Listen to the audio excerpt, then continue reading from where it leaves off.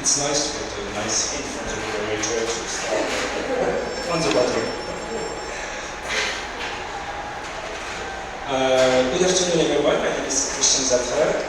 It is with great pleasure that Alice Saint-Honorant and I welcome you today at the Harvey Foundation for this third panel of this conference devoted to Dick Higgins' Something Else Press and to Higgins' concept of intermedia. We are utterly thrilled and deeply grateful to our distinguished speakers for the whole conference for having accepted our invitation to share with us their thought and work and help us take the record of the press further. This conference is dedicated to Dick Higgins. It was made possible thanks to the generous support from the Anti-Warhol Foundation for the Visual Arts and from the full support of the Emily Harvey Board. Emily Harvey Foundation Board, sorry. I'd like also to thank, as I did the previous time, the Higgins family, Higgins Knowles family, Jessica, Anna, Alison, for their great help all along this project.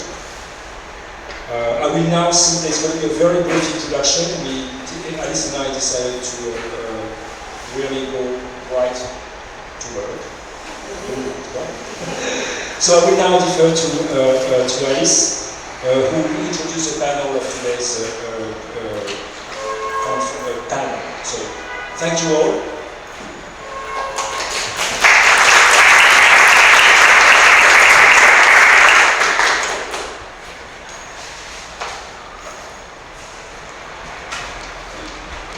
Good afternoon, everyone. I'm Alice Saint-Honorant. I would like to join Christian in welcoming back most of you and welcoming the others who haven't been here before to the third day of this conference. The previous 2 days I gave a brief historical introduction, but I think that most of you at this point would be bored by hearing it for the third time. So for any extra information, we invite you to consult the program. I will simply explain. I'll give a brief introduction for today's panel and then read the panelist bios. Today, the speakers engage in hybrid and scholarly curatorial practices grounded in the possibilities of the archive, will explore methods of treating and exhibiting in materials forms of art. Examining how past shows and historical accounts of radical publishing projects have impacted and implicated artists, the panelists will reflect on how exhibition approaches have been adapted to accommodate the needs of the book format. So I'll go straight to you. Mica Gherghescu currently is in charge of academic programs and research developments at the Bibliothèque Kandinsky, Musée National d'Art Moderne, Centre Pompidou. She holds a PhD in art history at École des Hautes Études en Sciences Sociales, Paris. Her main research topics are experimental literature, concrete, sound and visual poetry. She has been associate curator for the Nouveau Festival 2013 edition in Centre Pompidou on invented languages, followed by several documentary projects and exhibitions on Aimé Césaire, 2016, Sound and Visual Poetry, 2017, and Gherghescu, 2018. Since 2014, she coordinates the interdisciplinary research program, Bibliothèque Kandinsky Summer University, Primary Sources at Work. In parallel, she is conducting a long-standing research on periodical publications and their forms of exhibition. She is a member of the Global Art Perspective Collective at the Institut National d'Histoire de l'Art Paris. Danielle Johnson is a researcher who works primarily on the art of the 1960s. She is an avid composer and gardener, and is active in community organizing in her neighborhood in Queens. Lucy Mulroney is the Associate Director for Collections, Research, and Education at the Beinecke Rare Book and Manuscript Library at Yale University. Her writing has been published in The Believer, Counter Signals, Grey Room, and Criticism, among other places. Her 2018 book, Andy Warhol Publisher, provides the first in-depth study of Warhol's career-long involvement in publishing. In addition to her book on Warhol, Mulroney has curated exhibitions, including Strange Victories, Growth Press, 1951-1985, and Black Utopias, co-curated with Joan Bryant and the Archive in Motion. Most recently, Mulroney oversaw the completion of the NEH-funded Marcel Breuer Digital Archive. She's currently working on a book of essays about the 20th century archive as a representational form. Jorge Ribalta is an artist, researcher, editor, and independent curator. He's curator of the following exhibitions and the editor of their accompanying catalogs: Universal Archive, The Condition of the Document and the Modern Photographic Utopia, Mica, Barcelona, 2008. A Hard, Merciless Light, The Worker Photography Movement, 1926-1939, Museo Reina Sofia, Madrid, 2011. And Not Yet, on the Reinvention of Documentary and the Critique of Modernism, also Museo Reina Sofia, Madrid, 2015. An anthology of writings and interviews on his curatorial work is published in Spanish.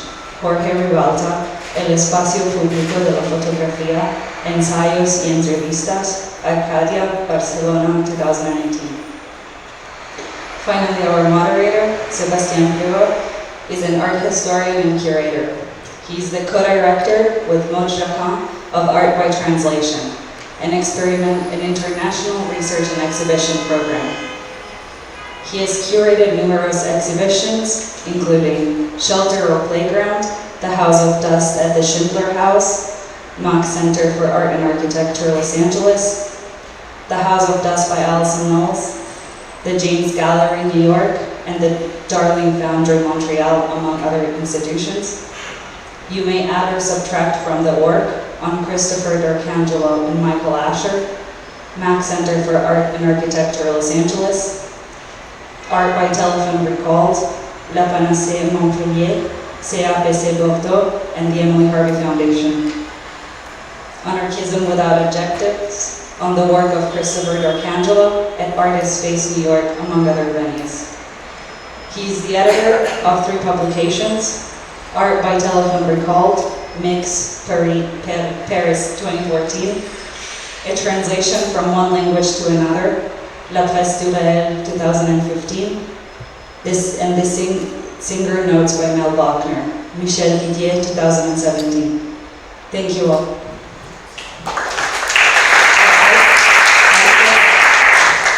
I forgot to mention that Pluot, during his stay in New York, will deliver a lecture at the Department of Art History at New York University next Tuesday, October 1st at 6 p.m. Maybe 6:30 p.m. And maybe Sébastien will be able to give you a brief summary of what he will present. Thank you. Thank you so much, Alice. Thank you so much, Alice, and thank you, Christian, for inviting me and organizing everything. So I would like, before introducing your lectures and to present your lectures, I would like to say a few words as a kind of introduction.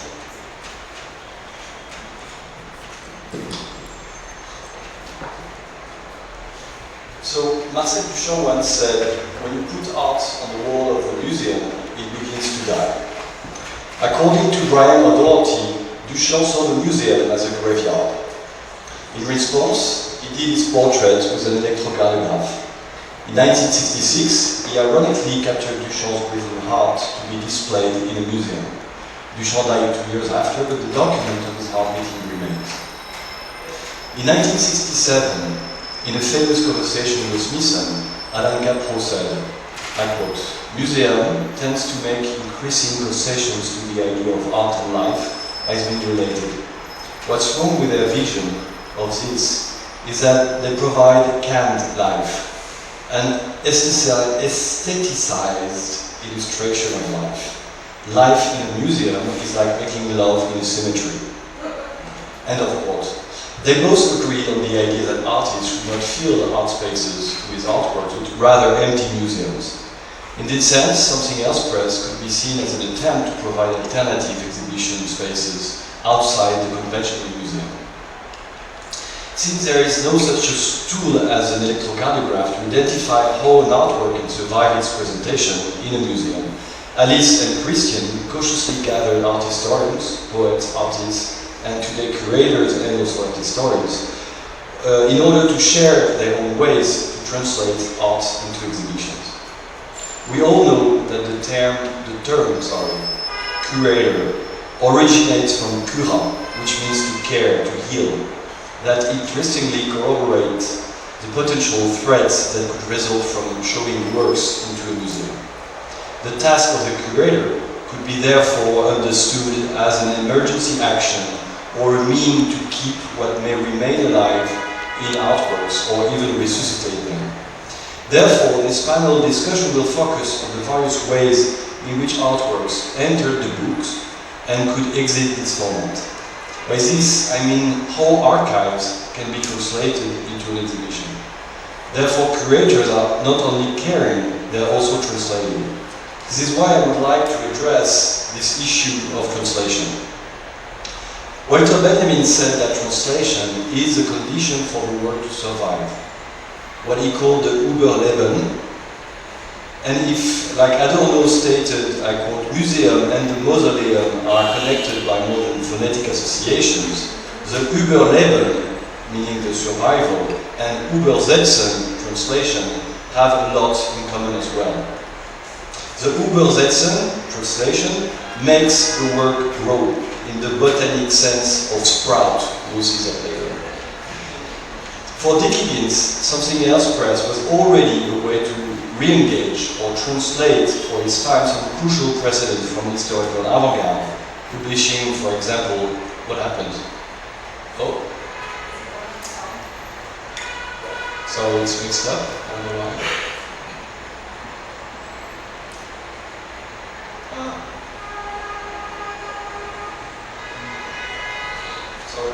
Yes.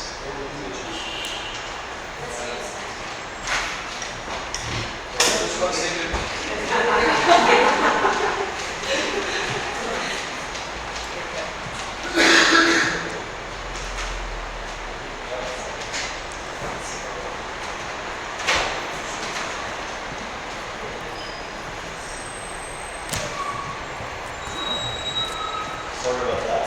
No worries.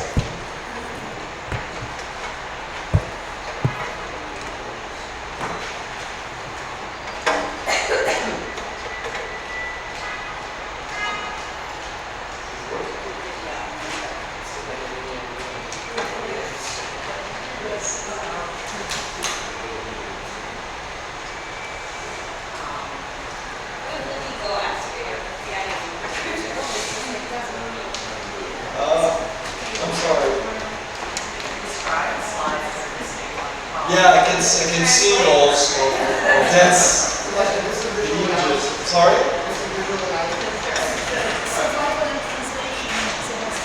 Translated by computer. This is condition.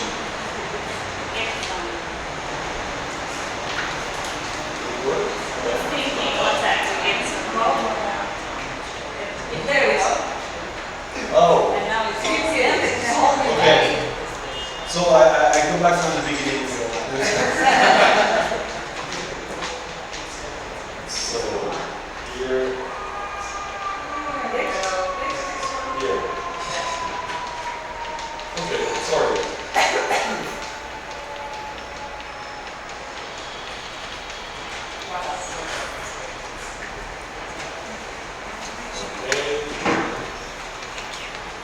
Okay. So I was talking about the way the Something Else Press was examining and put forwards publication from the historical avant-garde or the anthology in order to gather and historicize European poetry. And now we need to transpose this publication as well as those produced in the 1960s and 1970s altogether. So each participant in this panel is engaged in translation issues in various ways. And with them, we will explore the various contradictions this task entails and the diverse methodologies they have experienced, which they may propose for the exhibition to come. As Walter stated in German, the task, Aufgabe, means the task but also the renouncement. Translation is compelled to a double bind. It is simultaneously necessary and impossible. This could be considered an aporetic paradox, but some scholars like Émile Apter or Barbara Cassin understood the untranslatable in a generative way. What resists translation is precisely what requires to be reiterated again and again, for there is no such a thing as a true translation or truth in translation, but always some translations that are more or less relevant than others. Translation is always something else. I would like first to raise some questions and paradoxes regarding the idea of books as archives. Now that I said his name, I go back to Derrida and the way he understood the archive. The Greek term arche means the beginning and the ordering, the commencement and commandement. The Greek archeon is a house where archont lives, the place where they keep the official documents. They have the power to interpret and disclose the archive, to publish them, meaning choosing, selecting, collecting, and keeping together documents. The arche is supposed to represent the force of the law. For me, a dilemma resides in the project of dealing with the archive of something else press. How to be in a position of the archont for a publishing company that, even if it was carefully defined as an official and conventional entity, is based on de-hierarchization and anarchic position. Therefore, I think it will be useful to talk about the threat of the institutionalization of the document. Why did I use this kind of term? So, another question. Translation concerns the way artworks enter the book and comes out of them. And it raises a series of questions such as the fact that it seems important to me to examine first how it came in the 60s before thinking about how it could come out. Should we be more faithful to what the work were before entering the books and or to consider what it became within the books? I hope I'm not mistaken to say that one of the important features of his work is the use of chance and iteration. Both deconstruct every order, every hierarchy between mediums. So how should we consider the publications as scrolls? Scrolls for which any instantiation is part of the work. Therefore, how an exhibition can generate instantiations when its role is often to select, therefore hierarchize, rather than to disseminate. It seems to me that Gherghescu did not engage his work so much with translation from one medium to another than, as the notion of intermediate suggests, but what within one medium function at the intersection of various semiotic systems. His interest in Marshall McLuhan, verbi voco-visual, the term itself is a concatenation of perceptive feature, may come from his conception of simultaneity rather than the idea of going from one perception or semiotic system to another. I was therefore wondering how to translate this very specific approach in the project of presenting something else press in an exhibition rather than as an exhibition. Meaning not so much to translate the books into an exhibition than showing how the books are in themselves multidimensional and pervasive in their possible multiplicity, always something and something else.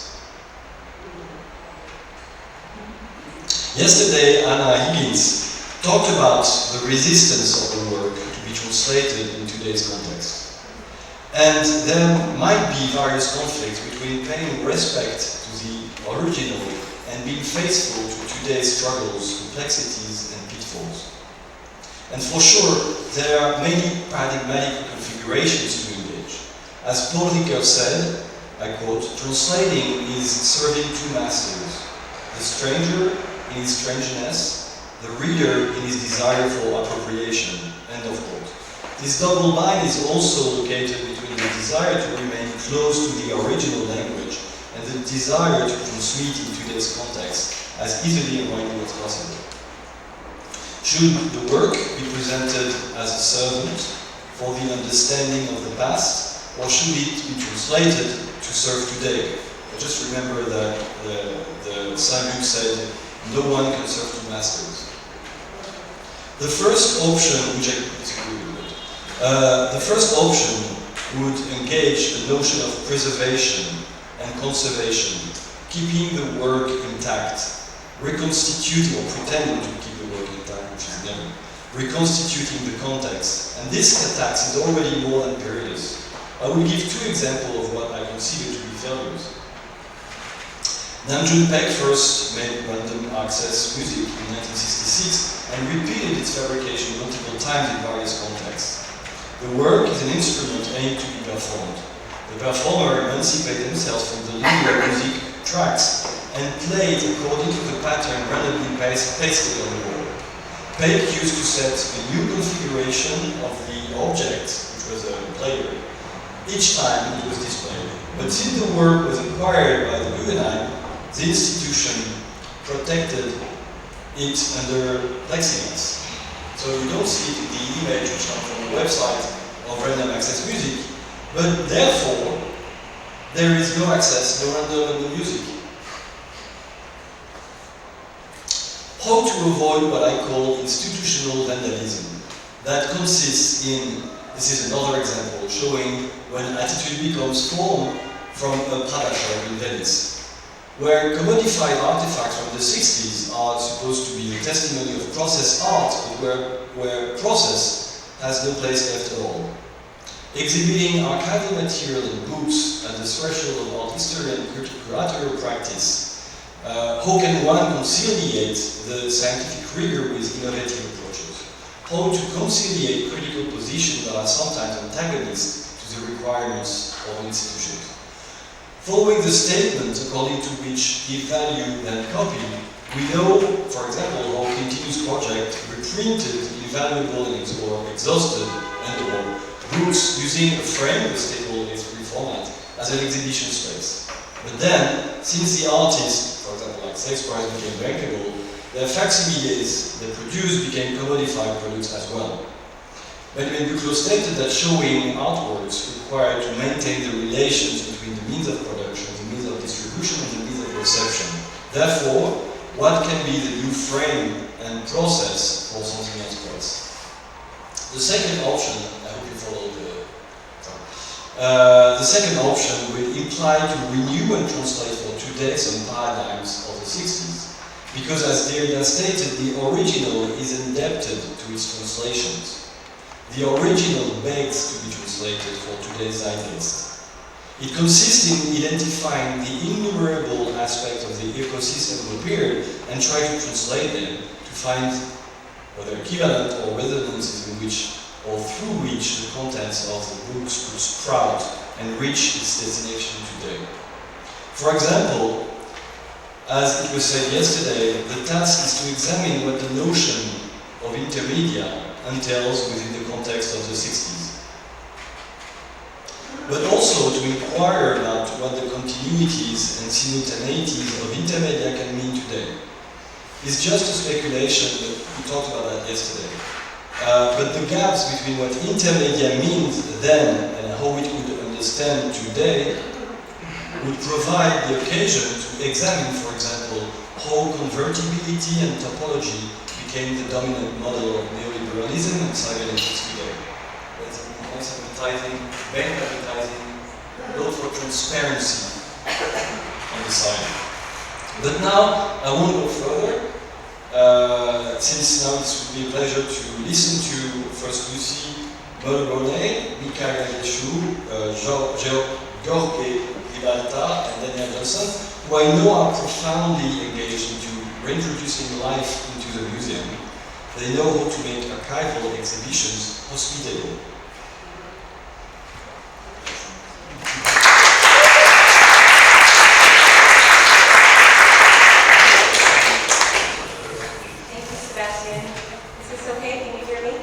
And I also want to say thank you to Christian and Alice for inviting me, my co-panelists here. Thank you everyone for coming. I'm really excited to be able to share my thoughts with you and to be in the same room as Alice and Knowles. So it's great to be here. No.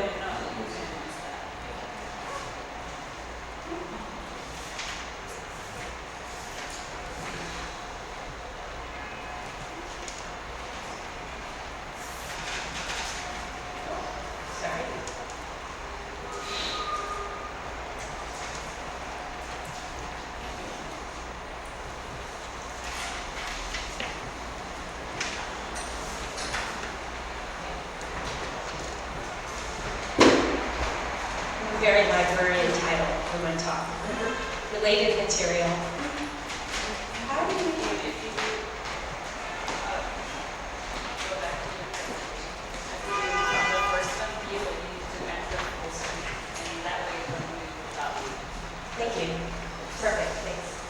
Don't want to give the show away.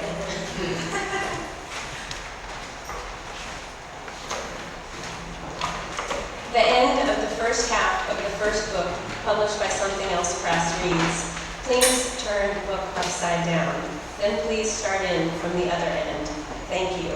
New York City, April 13th, 1963. To start in, like going down a path with no end, to take a dive, to allow oneself to be enveloped. This sounds eerily uterine. To start in, the inn where we all start. Where to start? The members of this panel have been asked to think about how we might unbind the book object and thereby perform a speculative inversion of Higgins' transformation of artistic projects into this very format. In other words, how might we start in from the other end with Higgins? How might we imagine making an exhibition, not from the books, but from the archives?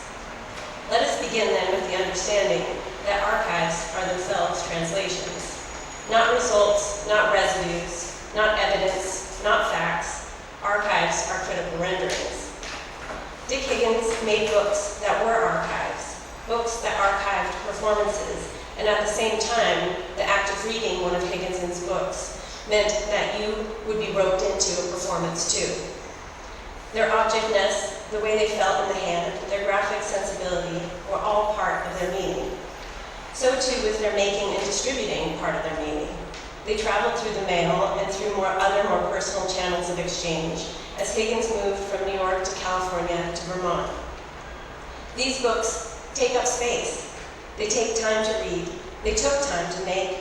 They yielded archives in their making. They turned tape into text, documents into commentary, chance into form, reading into being, reading into reprisals. This path circulating outward from book to reader is what book historians call the communication circuit, with not the sexiest terminology in the library and book history world.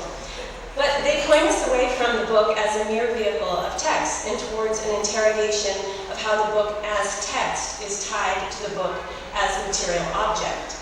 They ask how books were read, annotated, circulated, how they were used as doorstops and given away as gift to loved ones. This material life of the book, we begin to see, is fundamental to the immaterial life of the text. And of course, the intertwining of the material and immaterial is at the heart of what Something Else Press was up to. Before we delve further into the idea of the book as form, I think we should stop and think about the exhibition as form. What precedents might help us develop strategies for imagining an exhibition that would be appropriate to the radical project of Something Else Press. What are the current conditions for constructing such an exhibition of artist books and archival material? Let us start in again from the other direction. The tent, 1 week ago. Since its founding in 2004, Printed Matter's New York Art Book Fair at MoMA PS1 has grown to be the largest international gathering for artist books and art publishing. During its 3-day run, the fair draws over 40,000 people. It's become a sort of art Basel for artist books. There are two main exhibition spaces, the museum and the tent. In the museum, you'll find the rare book dealers, and in the tent, you'll find the self-publishers and zinesters and small presses. The elevator. 10 years before the founding of the New York Art Book Fair, in 1994, Riva Castleman, then chief curator of the Department of Books at the Museum of Modern Art, curated an exhibition, A Century of Artist Books, which claimed to be, quote, the most complete survey in English on the subject and an important reference for collectors and connoisseurs. It also became a strawman for Joanna Drucker, whose similarly titled book, The Century of Artist Books, not a century, but the century, she described Castleman's show as a, quote, misnamed exhibition of modern livre d'artiste. Joanna writes, there are a few anomalies in her exhibit, works which are artist books, which probably found their way down the elevator from the MoMA library. The library. 20 years before that exhibit at New York Public, Julia Van Hoften mounted her exhibition, Original Sun Pictures. Van Hoften had walked the clothes stacks, found every book with a tipped-in silver print, pulled it from the shelf, and put together the first show that highlighted the New York Public's photography holdings. It was after the exhibit closed, though, that the real impact of Van Hoften's exhibit would start to be understood.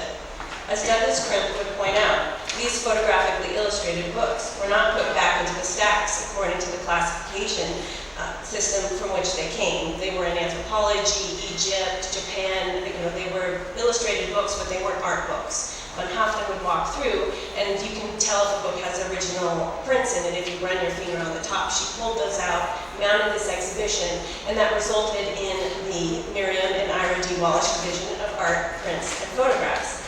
As Douglas Crimp explained, these books were therefore reclassified according to their newly acquired value, the value that is now attached to the artists who made the photographs, not the subjects of the books themselves.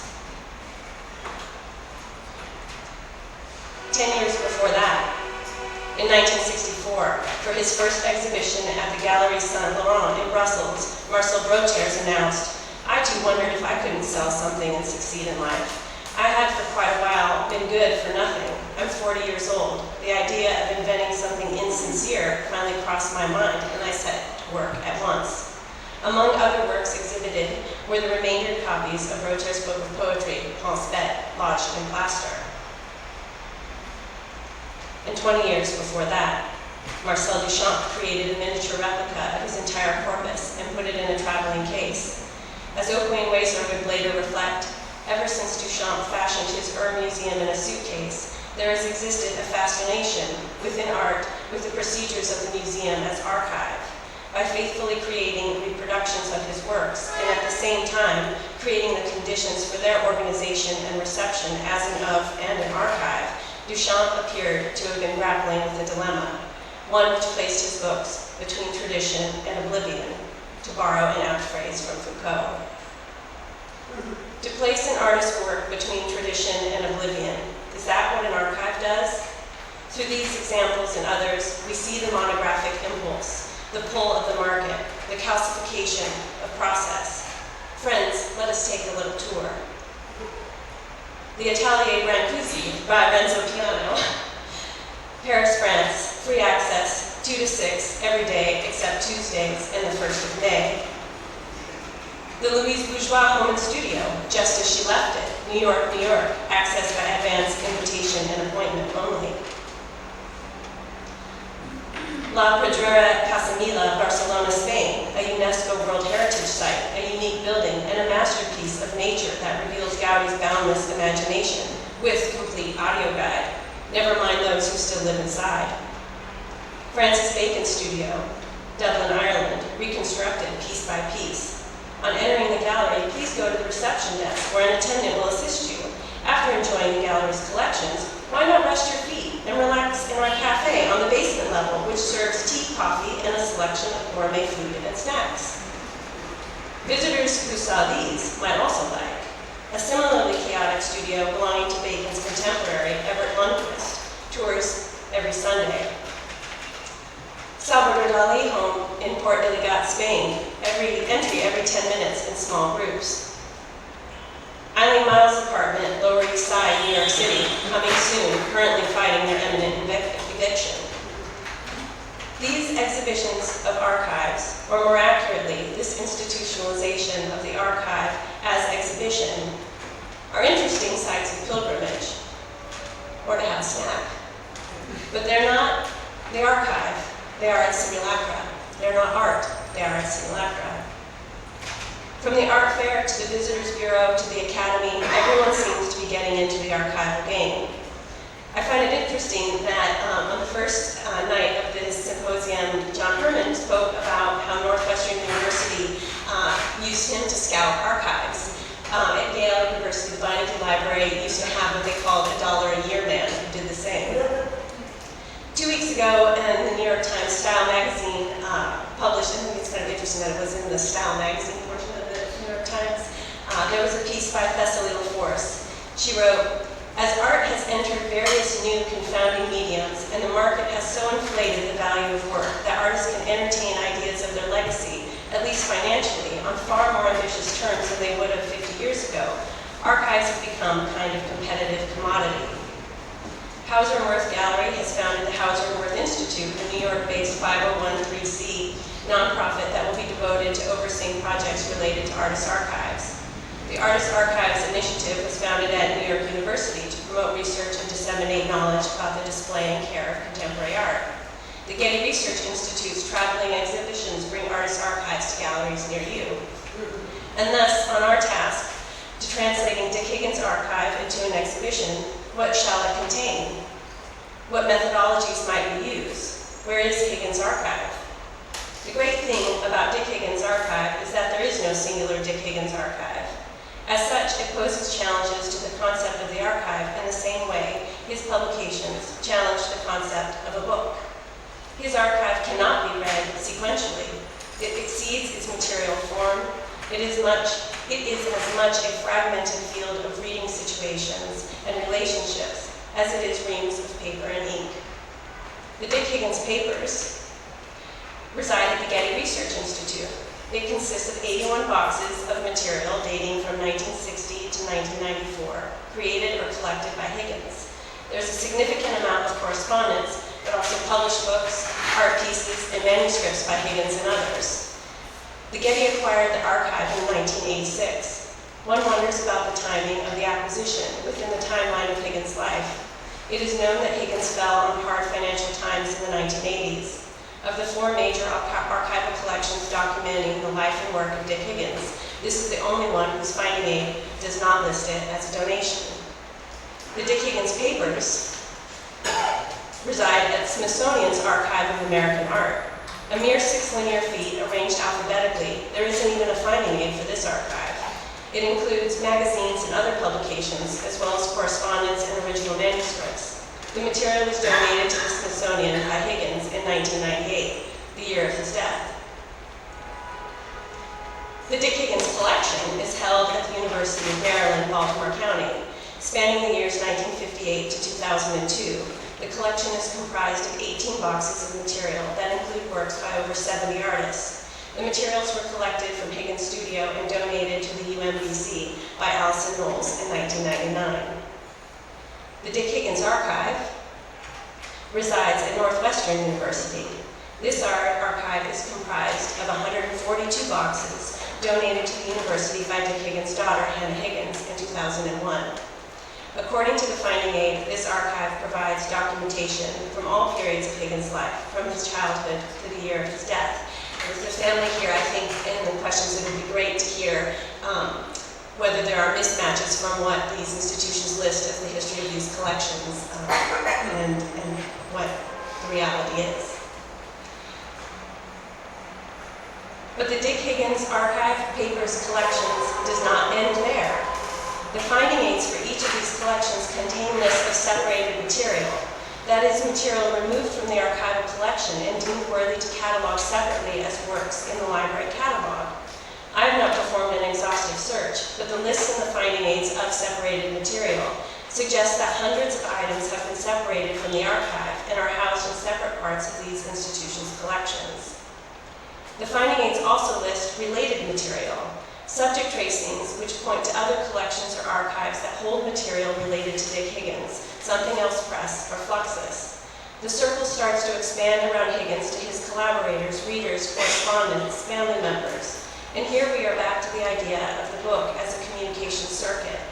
Each title published by Something Else Press, opening out wider and wider, opening out to a fragmented network of archives, related but not sequential, a representation of the work and life of Dick Higgins, held by the University of Iowa, the Sloan Archive and the Staatsgalerie Stuttgart, the Museum of Modern Art in New York, the Walker Art Center in Minneapolis, the School of the Art Institute Chicago, University of California, San Diego, the Harry Ransom Center, University of Texas, Harvard University's Houghton Library, the Cleveland Public Library, the Library of Congress, and it keeps going.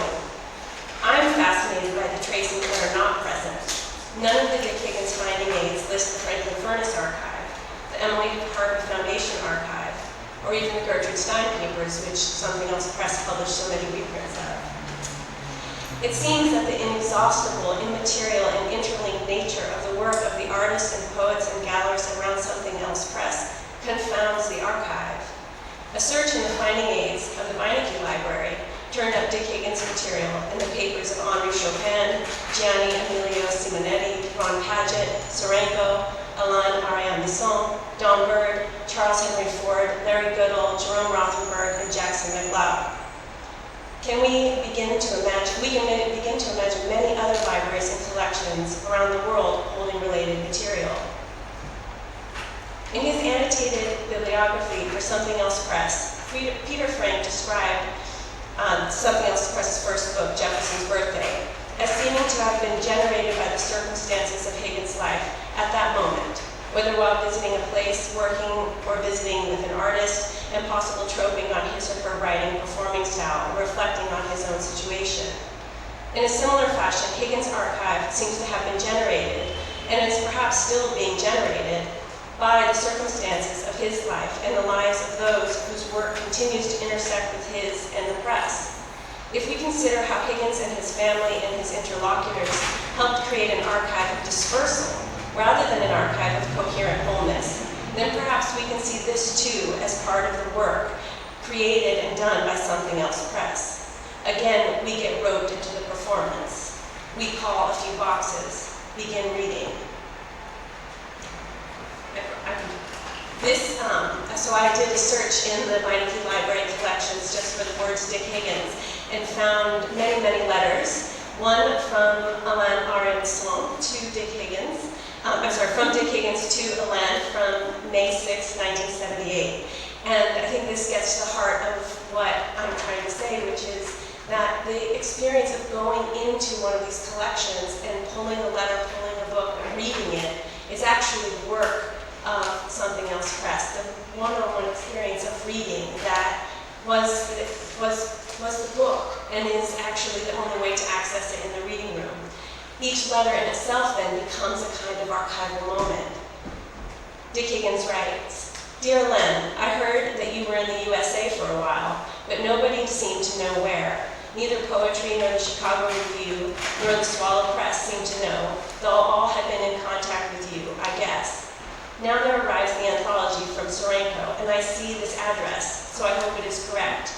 I have no particular project, just want to be in touch, since I last saw you 10 years ago. 1, I taught in California and didn't like it. 2, moved to Vermont. 3, left Something Else Press in 1973. 4, Jan Herman and Emmett Williams were unable to save it. Many reasons for that. It collapsed in 1974, and there were many hard feelings. 5, had a severe nervous breakdown from 1974 to 1975, 1.5 years. Founded Unpublished Editions, a co-op publisher, which now includes John Cage, Philip Horner, Jeffrey Hendricks, myself, Allison Knowles, Jackson McLeod, and Pauline Oliveros, and which is about to change its name to Printed Editions. Got my health back and returned to New York, temporarily I hope, since I don't really like it here, but I am studying to get a doctorate, which I need for some theoretical writing and want to do. 8, published various books, mostly financed by my doing freelance book design, usually religious or porno, which I hate. I'll send you a catalog from Vermont. I have none here. And 9, I now live again with Allison Knowles and our twin daughters, Hannah and Jessica, age 13, in Soho at 122 Spring Street. Each letter sent in the mail, each book delivered to a reader, now available to be called up by someone in a reading room at any number of archives around the world. This is a speculative version of Something Else Press. Please open the finding aid, and for related material, see also. Thank you.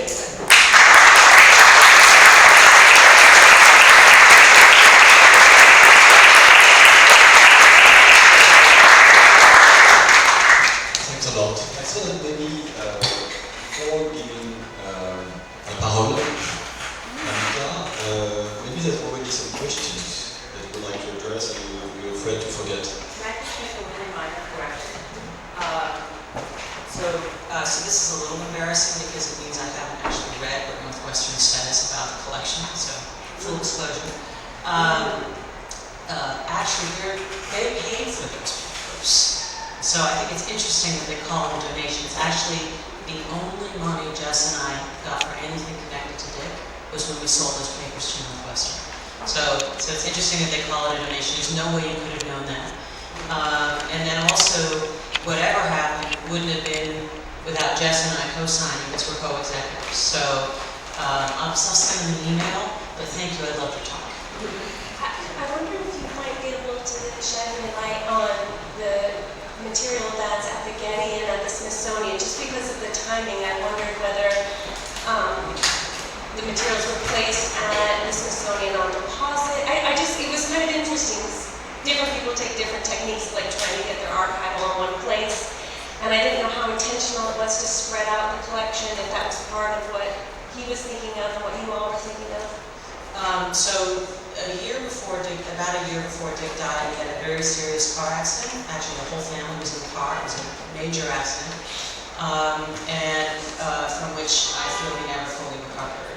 And during that time, in trying to raise some funds, he was interested in selling the rest of his papers. I know that he did approach the Getty to sell them the things they had not been able to get in the 1986 sale, and they declined. So, and even after he died, we brought the Getty in, and they wanted a very tiny fraction of the papers, which doesn't make any sense for families. You know, you need to kind of get rid of everything. So, it was his intent to locate them there. But he also, I know that he felt very strongly that the Smithsonian should have some of his things, because he sort of believed that was another point of access. So to your question, he was interested in sprinkling the material around. To what extent his financial survival trumped that in his first effort to sell to the Getty. He did know the people at Northwestern because of the cage papers, so he would have been very happy with that placement, but as you know, he died. There was no warning. So yeah, it was his intention to sprinkle. Thank you. Thank you, that was great.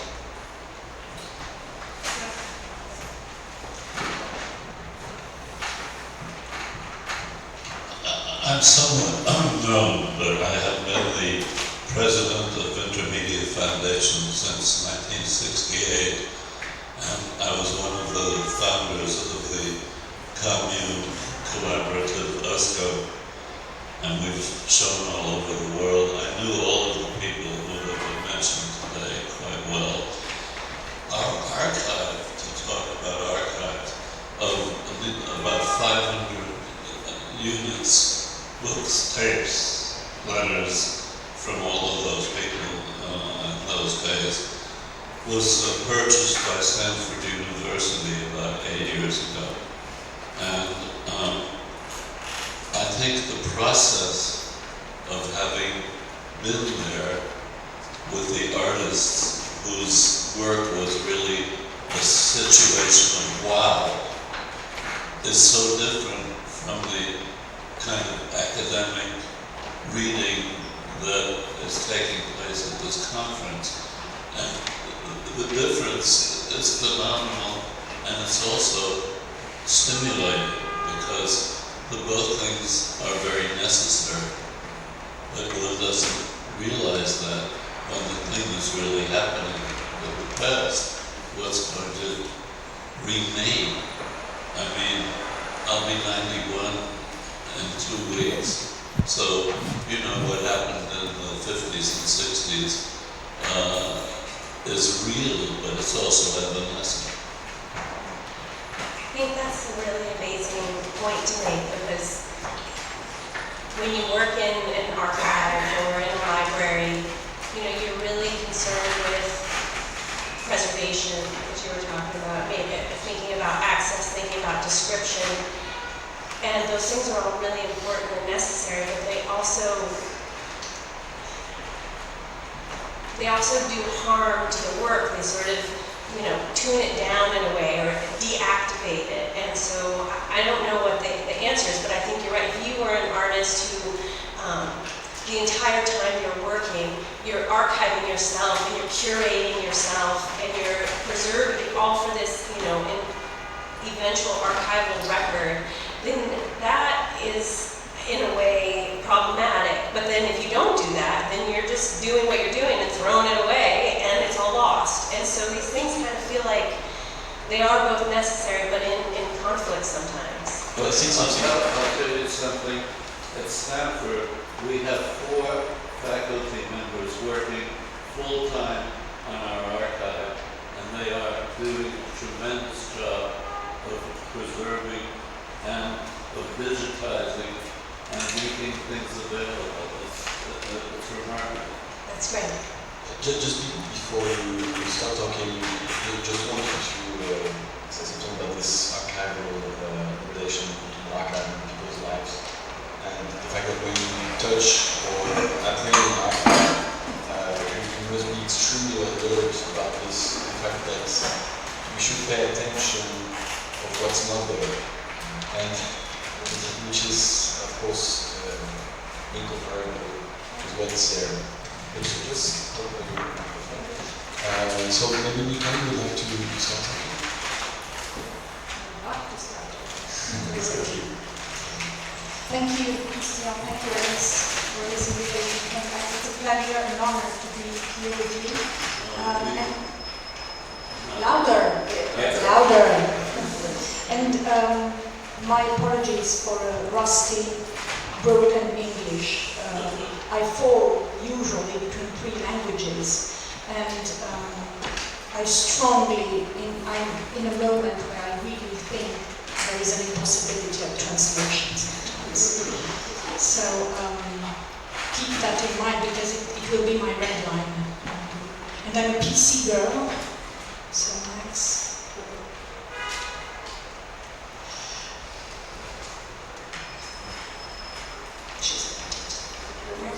This one? Yeah.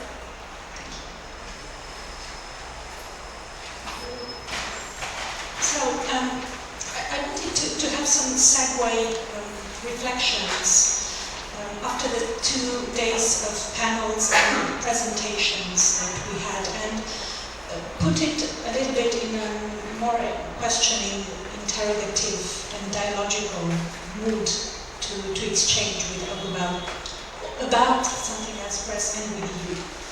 One of the questions that really sprung in my mind yesterday after listening to the panels on intermedia and on gifting things was how today can we convey that sense of gift through an exhibition or counter-gift. As you might know, Gherghescu met in Paris during the Festival of Sorrow in 1962, Gherghescu. And he was completely impressed by this small surrealist old man who had a very strong theory about the gift. It was the theory of objectivement offert, the objectively offered offerings, objects. And I think that it's a very interesting mode to try to think the exhibition in terms of potlatch, in terms of gift. What kind of gift are we going to construct through an exhibition? A second question, a second interrogation that came up to mind is how to work today in a momentum where something else press publications are legible, are distributed, circulate through internet, circulate through different media by different aggregators, institutionals, or counter-institutional aggregators that distribute something as press. So how are we working today with that visibility? How are we going to tackle that visibility of the publication of the archive, partial archives, what we don't say or see in the archive, archive through an exhibitional display. How do we question also with the decision-making, the choices, the selections that we operate into exhibitions, starting from that doing of exhibition. I do a lot of paper exhibitions, I exhibit text, we activate archives, we mediate them, we reactivate them. So there is an overload of mediation through the archives of primary sources at work that has become also some of the stakes in the archival commodity, the archival device in itself. We are overfilled with Foucault and Derrida, and apparently we are talking about them every time we speak about archives. So how can we destabilize that part? And in thinking about how to do with the archives, with the exhibition, well, we've already seen quite a lot of exhibitions on archives. I remembered and reread Horizons, a book written by Dick Higgins in the 80s, and he was critically reassessing all the critical function of intermedia and of how to do actually with that momentum in time. And I'd like to quote him because he opens up a very interesting space of possibilities, for display. It's about something that we might call qualitative rhetorics. I quote him.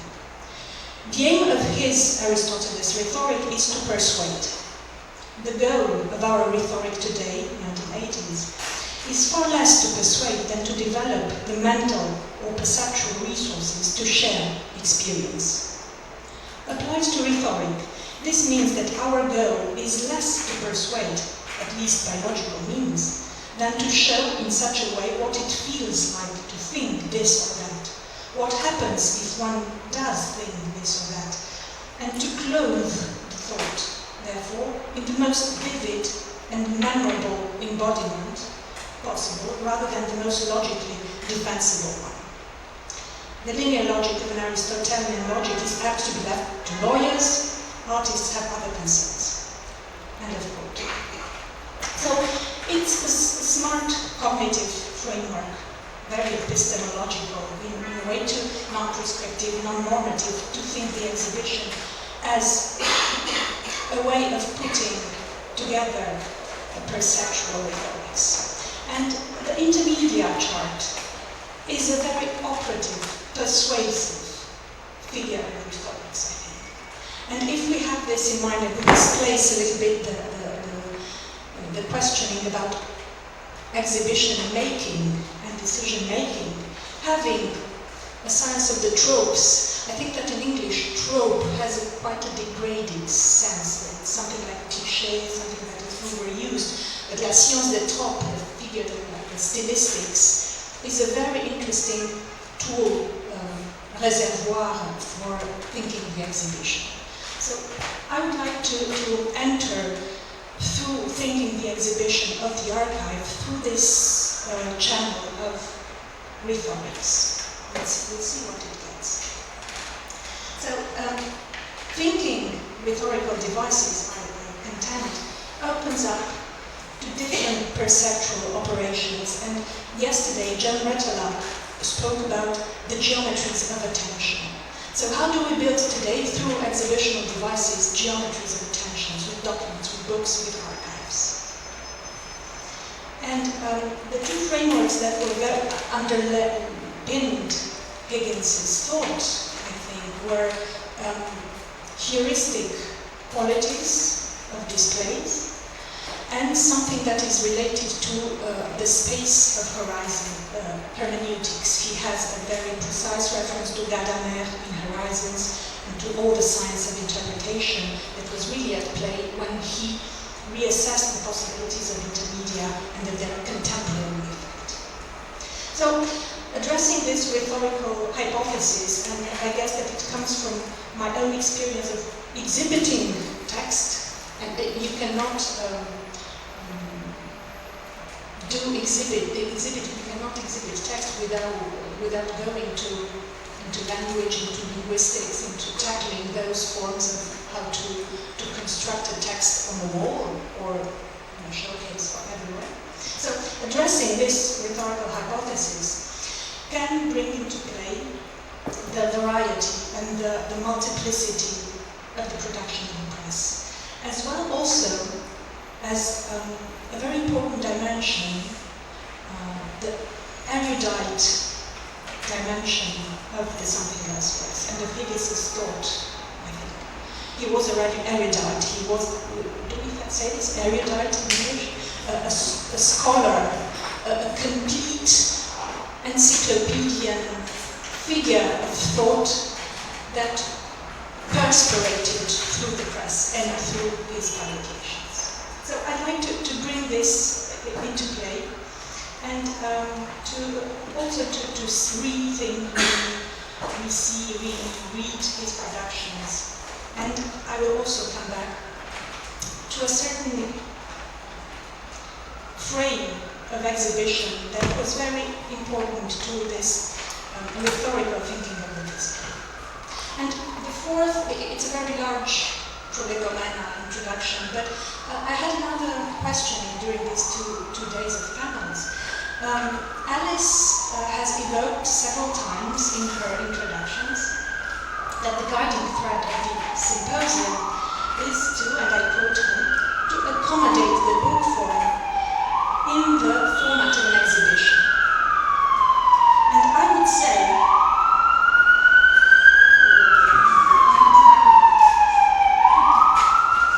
that it kind of doesn't accommodate. The book format doesn't accommodate at all in the form of an exhibition. So I think that we are going into places of those moments where translation is impossible. And I'll try to present you a kind of alternative. And I think that the whole stake is to walk our way through these obstacles of exhibiting text. Because the archive is a thread that dissolutes itself. And you have here Edwin Morgan's concrete poem on archives that go generation upon generation upon generation upon generation upon generation, and they are melting down.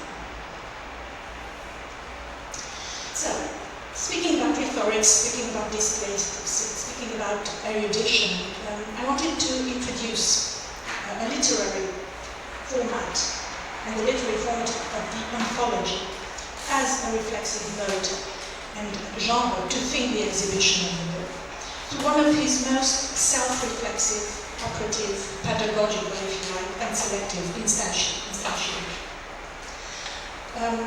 Something Else Press published different forms and examples of anthologies, and I will quote them quite rapidly because you will know them. In 65, Hanson's Primer of Happenings and Time-Space Art. In 67, Emmett Williams' Anthology of Concrete Poetry and Marshall McLuhan of Visual Explorations. In 69, Cage, Notations, the Anthology of Radical Scores. In 71, Ian Hamilton Finlay's collaboration with Gordon Huntley, A Sailor's Calendar, a Miscellany. And in 73, Richard Costellanet's Breakthrough Fiction Years, subtitled An Anthology. Famously enough, the first life of Something Else Press closed upon the anthological yearbook, Something Else Yearbook, published in 74 under Ian Herman's editorial hand, and from which the presentation's title is inspired, and that aspired, suitably enough, not to be an anthology, but by contrast to be a great big diary, spontaneous and full of zest. And I quote Herman's topics in the introduction of the yearbook. We refused to be anthologists in this one. Most anthologies are artificial reprints anyway, pure literary hocus pocus, unless they've exhaustively mapped out a new terrain. We like to think of this yearbook as more in the spirit of a workbook, something to record a year's work from lots of people. And I would contend that anthologies have been extremely inventive in format, testing all these experimental gestures in the space of publishing economy, in material creativity, and in network construction. And this was happening from a very early moment. And you see here two examples of very early situations of anthology. The anthology is curated material by definition. And it performs this curated material in a series of structural, functional operations: compiling, assembling, reassembling, collecting, putting together repertoire, putting together bibliographical charts, materializing forms of philological erudition, selecting, displaying, and redisplaying in the end. A condensed intellectual proposition. This is the basic definition of an anthology.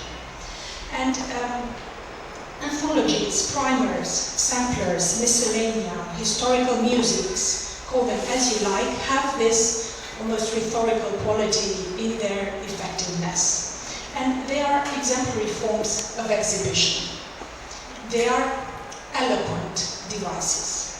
And from this very early moment, anthologies, mainly sound and concrete anthologies, are the testing terrains of critical thinking and radical publishing practices. And you have here, you have here, you can see very, very well.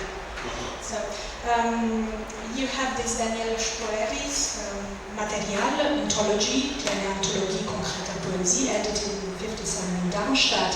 And you have also the Decio Pignatari and the Campos Brothers, Gandrich 5-issue Anthology of Complete Poetry, edited in São Paulo, one of the first anthologies of complete poetry. Seemingly enough, there is something like Brancusi's spectre that opens up once again all over in this anthology. And these are also places where the erudite theories of linguistic quality of the language are also displayed by the very editorial boards. And they are captured in a moment of an evolutive, open-ended structure. Symptomatic in this respect is Jackson McLeod's and the Montaign's anthology, first edition in 1963, second edition in the 1970s. Speaking of anthology as a complete, total, almost generative tool. And it embodied, famously also enough, plans of actions, stories, diaries, mathematics, music, dance constructions, poetry, essays, compositions in this open-ended quality of the anthology. And with Jackson McLeod and Montaign's anthology, the textual inscription created in the space of the book already an event. And I think that this is very important when you think of an exhibition through other exhibition situation than the institution, the space of the gallery, the space of the museum, the space itself. The context, the historical context, if you like, was quite ready and in the good temperature to think the qualities of the anthology. And famous exhibitions like Schrift und Bild in Stedelijk Museum and in Baden-Baden, Beyond Poetry and Painting at the ICA in London in 1965, major exhibition created by Yassia Reichardt, Fölkingen's exhibitions in Stockholm, text, sound, compositions, all this generation of exhibitions that you will see next also with other major exhibition of visual concrete poetry, created themselves their own publications that came to be anthologies. So there is something like a boucle, it's a loop, a complete loop of the anthology that appears and reappears, and in different forms of publications that disseminate in the space of 3-4 years in complete curated approaches like Julien Brenz and Jean-François Borel's Panoramique de la Poésie Expérimentale and so on and so forth. If we adhere to Higgins's intermediate anthological format answers perfectly to the need of portability and of flexibility. These were the two main elements that he expressed in the first section of the intermedia text. And this flexibility and portability of the media is completely acquired through the anthological principle. It allows both structure, by the very imperative mode of its approach, and the possibility of digression. Anthologies of concrete, visual, sound, or other forms of experimental writing, scores and protocols, postcards, are very digressive in nature. Books, still in flux, B.P. Mica claimed at a certain point. Anthologies are always incomplete and in continuous movement.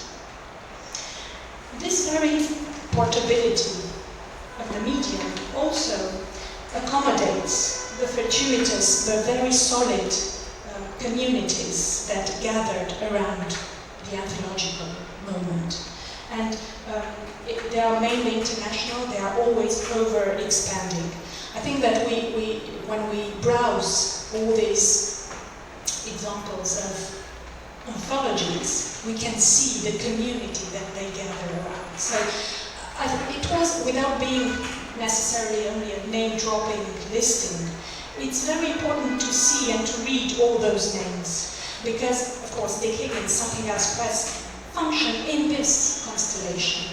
And anthologies are usually connections and constellations, and they are in this tissue of connected places that, of course, appears with landmark, curated content, Eugene Wildman's, the Futura anthologies of Hans-Jörg Meyer, and the complicity between Higgins and Meyer should be also addressed in the ways of design, the graphical situations that created between Something Else Press and between Stuttgart's Meyer's printing press, of course, landmark 68 Marion and Salt, Concrete Poetry Anthology, and so on and so forth. Approche, once again, Jean-François Bory, Julien Blaine, the Münster 68 exhibition on visual poetry, the Venice Mostra di Poesia Concreta with the beautiful Matthias Goeritz design book, last but not least, Clemente Badin's Forum. So you have a nexus of purulating anthologists that create and curate their own material, and that's where anthology is quite interesting, because it becomes the portable device, it becomes the portable exhibition that some of them couldn't make or exhibit. Because when Clemente Badin will edit the 910 exhibition, he's in a dictatorial situation, political situation, extremely complex, that wouldn't simply allow him to exhibit. And probably the political factor should be addressed when we think about exhibiting alternative experimental ways of writing and of alternative practices. So we arrived with the 1974 Something Else year book, and progressively the anthology becomes a meeting review, a sampler, all over, embracing all the world, so from De Rock's selection to Felipe Ehrenberg to Michael Gibbs to United in Style critical assemblings, to dress up in a way a constellation of colleagues, a constellation of friends, sometimes in conflict, sometimes in tension, but with a profound complicity on the level of distributing and circulating through a complex media, selected and curated, their contents. There is a dimension of encyclopedia that Danielle in the Anecdotal Topography of Chance tested on the grounds of the anthology. And the conceptual principle sometimes reactivates something of the game, something of the cabinet of wonders quality, something of the exhibited and reassessed material. We've already seen several elements through the anthology. And it has a cumulative principle, but was always on the border blur, as Don Sylvestre Ouédard said it in his complete poetry mythologies. I'd like to end up with two quotations about the spirit of the anthology and how it could address a perceptual experience, a shared experience of the exhibition. The first one is B.P. Nicol from his anthology Cosmic Chef. Just open your favorite occult book at any page of diagrams, and there it is. Flip to the colored comics on a Saturday. It's a good one. In the Something Else Yearbook 74, Herman said that you should actually enjoy it, whether you read it, or merely look at it, play it, or think about it. I would really challenge any exhibition to do that.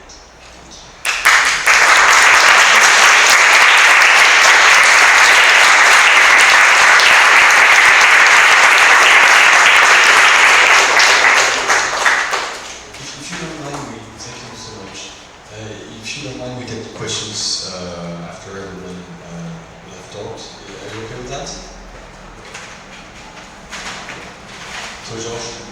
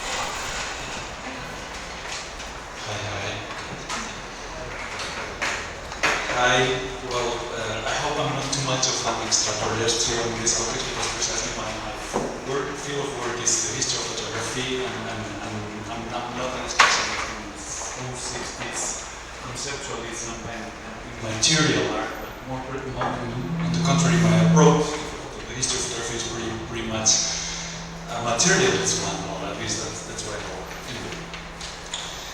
My paper is a series of quick notes and comments about my work as curator of some historical photographic exhibitions. I'm going to speak a little fast because I really need my 20 minutes.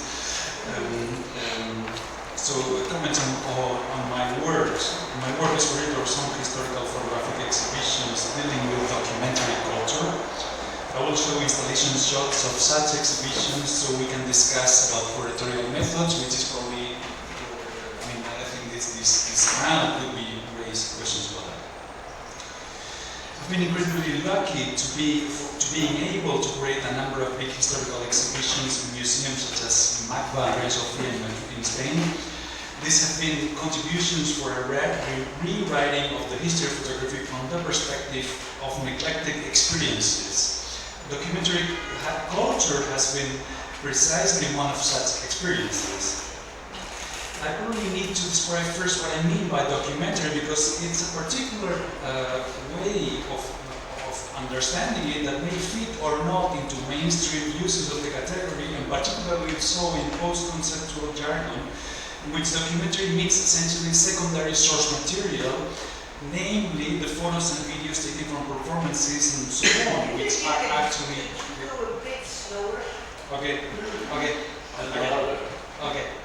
Okay, I'll try.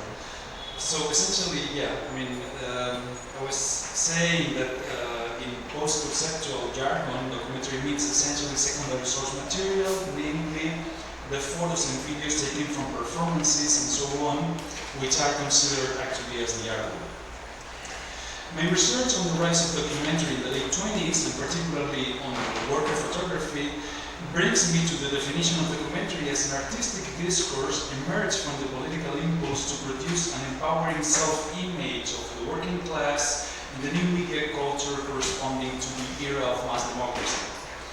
Documentary poetics is about the production of the common man. There is a historical link between documentary culture and social struggles. The hegemonic history of the rise of documentary in the 1930s has established documentary as the art of a certain idea of social democracy and humanism, or documentary as an art of the state. This account is insufficient because documentary's history is also a history of social insurrection and not only of social disciplination. Documentary is both a central and neglected idea in histories of photographic modernism. I use the expression documentary idea, which I take quite freely from John Grierson. My argument is that such documentary idea is pretty much essential in photographic modernism, which since it is related to notions of functionalism, objectivity, sharpness, frontality, factuality, and so on. But simultaneously and also and paradoxically includes ignored or repressed meanings, like the critique to modernist artistic autonomy.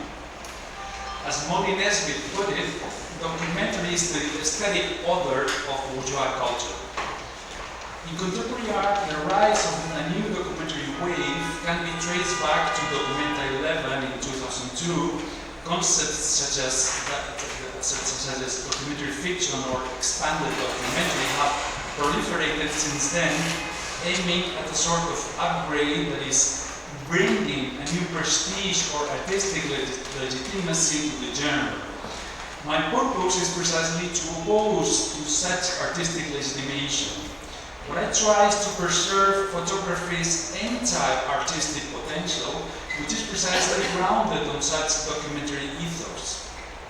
I sometimes kind of joke by inverting Michael Fried's dictum about photography reaching its peak today as an aesthetic autonomous object in contemporary art by precisely appropriating the title of his book and defending that today photography matters as document as never before. My point is that the documentary idea is very precisely grounded on the tension between art, knowledge, and politics, or in other words, it is constituted in the tension between the discursive spaces of the museum, the archive, and the media. If we remove any of these three functions, the documentary condition is lost. Okay, now some insights about my curatorial approach.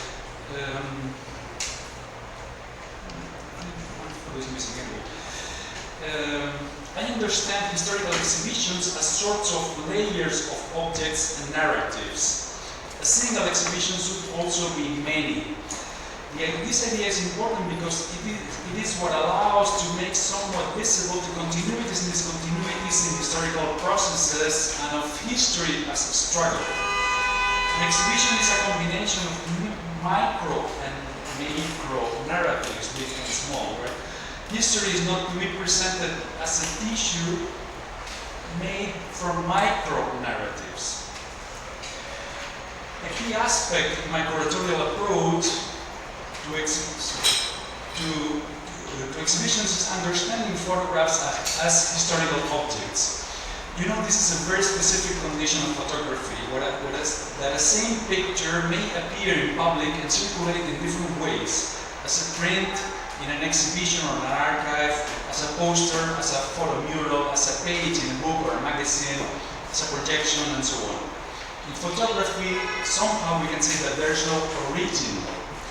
We can discuss about this, because I will say that this is an original, for example, but we can discuss about that.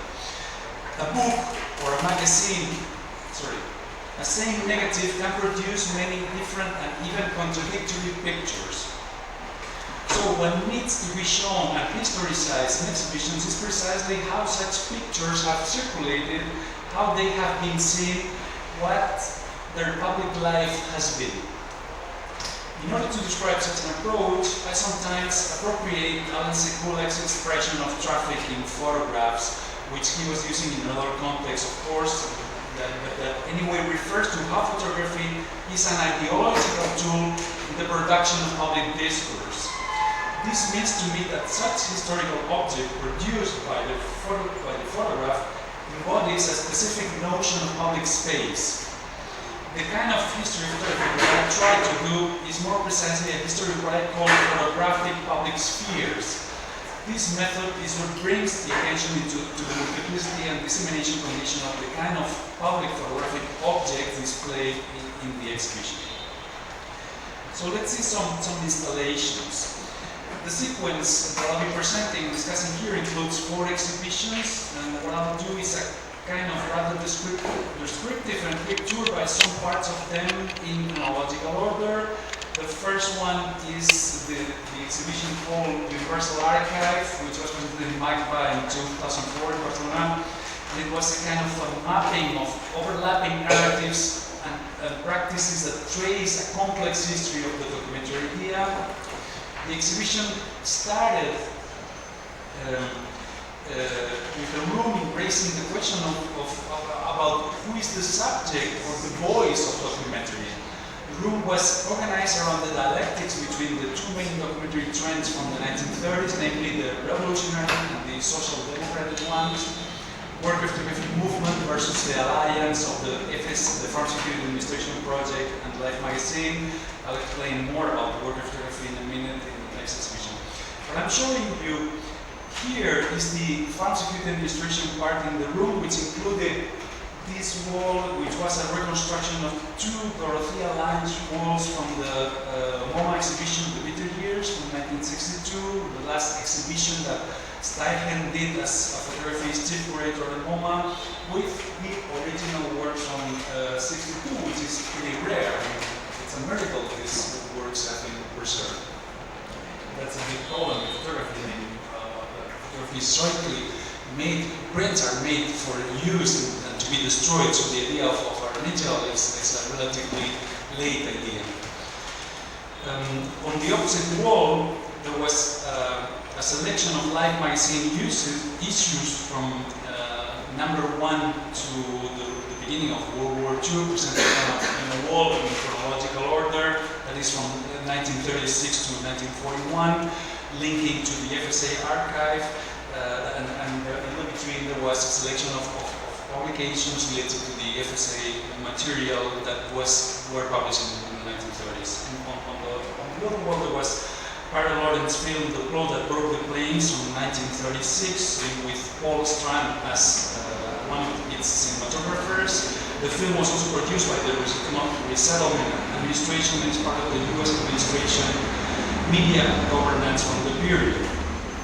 So what was relevant in the room was the visualization of the simultaneity and interpenetrations of various media and propagandistic logics and impulses in the rise of documentary discourse in the States in the mid-1930s. That's the live room. Okay. The following room, which is this, addressed the issue of the document as producing public space. Documentary is propaganda. This part of the exhibition provided a tour through the historical evolution of the paradigm of the photographic exhibition of total vision, producing an active spectator, which is an idea that Lisinski started in the late 20s in the design exhibition. He made starting with this one, the film and photo exhibition in Stuttgart in 1929. This is an idea that was diffused quickly in Europe through the 30s and arrived in the States with Herbert Bayer in 1942 as an exhibition designer hired by MoMA during the World War II. This is an idea that culminated with Family of Man exhibition in 1955. So this part of the exhibition was the history of such utopian architectural and photographic space involving this kind of new spectator from its rise in revolutionary Russia to Cold War America. The section included the reconstruction of the Soviet room that I showed you, and then a space with a large-scale projections tracing the history and evolution of such propagandistic exhibitions. A few rooms later, you found some photos are lost. Actually, I had an album, 1950s, select a room with albums from the Bancada, from the first albums produced in France. Somehow some photos have disappeared. So what I'm showing now is a later room that traced a possible parallel history of photographic paradigms and urban ideologies from the Haussmann reform of Paris in the 1860s to 1968 and really fed by a discourse on the right of the city and the urban revolution. The room started with in Paris with Charles Marville and Adjiev, and in the middle of the room there was this vitrine with books on cities, starting with John Thompson, Street Life in London from 1870, ending with William Klein's photo books from the 50s. So the vitrine was a kind of a history of the photo book as an expression of popular street life from its origin in the late 19th century to the peak of mass consumption status in the mid 20th century. And at the end of the room there was this context sheet wallpaper made from Gary Winogrand's late work, the Gary Winogrand's late work made in Los Angeles, the kind of dystopic late work. This was posthumously developed. The wallpaper was made of the contact prints of this posthumous work, which was a kind of living proof of the end of utopian notions of photographic transparency in a way that the loss of photographic form. Okay, the second exhibition I'll be talking about is the Worker Photography Movement exhibition at Museum de Sofia in Madrid in 2011. Was the first monographic exhibition on the subject. Worker photography was a documentary movement based on amateur correspondence promoted within communist networks and press, originally in Germany. It was an initiative of Billy Munzenberg's Innovative Media Network, which became an international organization with groups in Central, Northern and Eastern Europe, including the Soviet Union, also in the States, in Mexico, other places, starting in 1926 and ending in the Spanish Civil War a decade later. The official birth of the movement is precisely this contest promoted by the communist German communist magazine AIZ, the Arbeit Illustrated Zeitung, the Workers' Illustrated News, which was published this call on amateur photographers to send in contributions. This initiative was linked to the Comintern propaganda strategy and was part of a larger network related to Billy Munzenberg Media Network. In the Soviet Union, the leading media entrepreneur was Mikhail Koltsov, who was an innovative journalist who indicated that the journal Sovetskoye Photo in 26, and there was a nucleus of an international network of worker photographers between these Berlin, Moscow publishing enterprises. So what I'm showing is the paradigmatic reduction of worker photography, which is the Filipov family essay published in 1931. I'm going quickly through the exhibition showing vitrines. This is the Filipov essay published in AIZ, and then in the Soviet magazine Proletarskoye Photo. I'm showing you the Harvey part, the AIZ covers, published by anonymous photo correspondents from the late 20s. Who was obviously a key protagonist of the movement. This is the Harvey covers and pages in the AIZ. He started to contribute to the magazine in 1930. So there were also important worker photography circles in Holland, Czechoslovakia, France, Britain, the US, the Photo League in the US, And AIZ was the model for other communist illustrated magazines that appeared in those countries along the 1930s. This is showing you quickly materials. This is the German, this is the Hungarian, around the Mica magazine circle. And so I'm ending with the Spanish Civil War. So the third exhibition I'll be talking about was presented in the Museum Renzo in Madrid in 2015. The exhibition was a kind of mapping of the Basin documentary in the 1970s and 80s, a period that I call the long 70s. The resignification of documentary produced at that moment was based on a double critique to photographic realism on the one hand, and the critique of the modernist myths of universality and transparency of photography, critique based on feminism and materialist and post-structuralist theories of representation. On the other hand, on the critique of the institutionalization of post-formalism and humanist modernism, in which the social sources of pre-war documentary had been erased. My argument is that one of the triggers of such double critique was the rediscovery of the experience of the 1920s and 30s working photography movement in the early 70s, or said otherwise, it is only in the 70s when the conditions for a new political reading of the 30s are given. So the exhibition started with the second worker photography movement in Germany starting in 1973. When a group of politicized photographers in Hamburg, inspired by the discovery of pre-war photography, founded a new organization and began to publish a magazine called Arbeiter Photography. And this is also original panels produced by the Arbeiter Photography circles in Germany in the early 70s. The photo board of the new German worker photographers focused on representations of industrial labor, which in the 1970s inevitably looked somewhat anachronistic. They also promoted community participative campaigns in support of public services and city planning local causes, like campaigns for children's playgrounds, green spaces, or the preservation of industrial labor and working class culture and neighborhoods.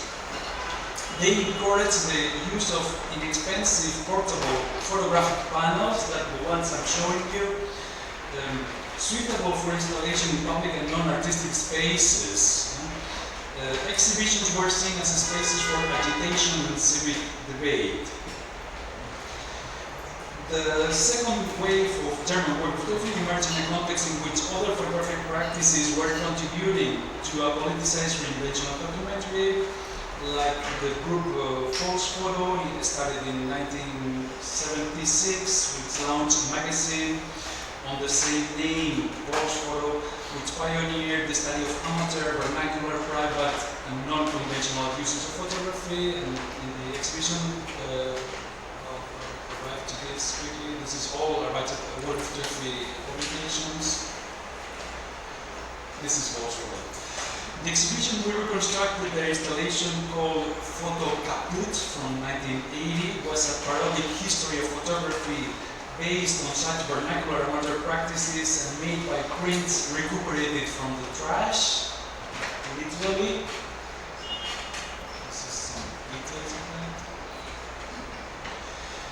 So the international reception of the German work photography experience began in Britain. This is the British room in the exhibition, in the circle of Joe Spence and Terry Dennett. In 1975, they founded their photography workshop and took the direction of a gallery called the Harvey Gallery in London, a publicly funded institution oriented towards community groups and social movements. They also started the journal Camera Work, one of the fundamental intellectual forums on the new politicized British documentary culture in the 70s. The Harvey Gallery produced traveling exhibitions like this one, using these idiosyncratic laminated panels, an inexpensive system that enabled informal presentations of photographic work to be held in social and community spaces of all kinds. they produced several of these series in connection precisely with the discovery of the worker photography experience in the 30s, particularly this one, the Workers' Film Photo League, and the 30s and today. It looks like very modest, but at the time, in the mid-70s, this was the most sophisticated research on the subject of worker photography produced in the English-speaking context. This was the publication in which the first English history of the worker photography movement was published, and the half-moon gallery and camera work were the form for other documentary practice at that time, like the Nick Hedges or the exit photography work, or the work of the Dublin Community Poster Project, which you may be familiar with, the most iconic and paradigmatic critique of gentrification from the early Thatcher years, using or retaking hard-field tradition of political montage and inserting that tradition into new advertising tropes. And I'm going quickly to the Italian room, which is at the end of the exhibition, down from the beginning to the end of the exhibition, the Italian 77 movement room, the most radical iconography of protest and urban revolts produced in the 1970s. Essentially, the room presented work related to the Autonomia Operaia movement and the extra-parliamentary left press, which resulted from an extremely productive articulation of counterculture and avant-garde. Italy, and particularly Bologna and Milano, was possibly the most innovative and radically politicized context in Europe in the 70s. And what I'm showing you is the material posters by Aldo Bonassia, Vivere a Milano, was also existed as a book published with an essay by Nanni Balestrini. Many Italian publications like Rosso, Criterio Operaio, Lotta Continua, Traverso, Trenudo, actually the most sophisticated political press of its time, having the resonance of the 1930s political magazines like AIZ. Material.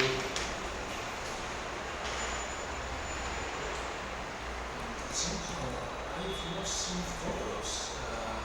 I've lost the focus.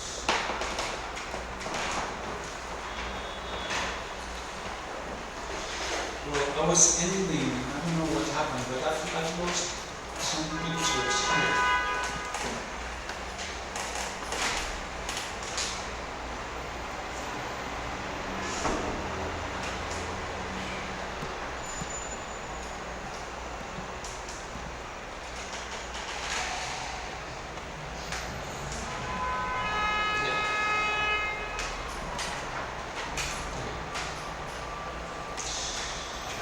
The fourth and last exhibition I'll be showing you is Marc Plateau exhibition, also in the Museum of Reina Sofia last year, which was a much smaller and show.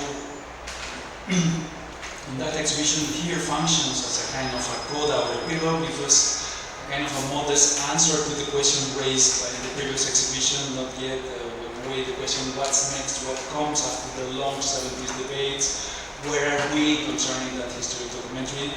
Marc Plateau was a photographer, is a photographer from Paris who co-founded the group Ne Papier in 1990. The group aimed at providing political and aesthetic tools for the movements of precarious and unemployed workers. And they gained recognition in the 90s as followers of the pre-war agitprop traditions and produced some protest objects that had a very long and lasting life since they were appropriated in many anti-capitalist groups and protests. You even may be familiar with some of these materials.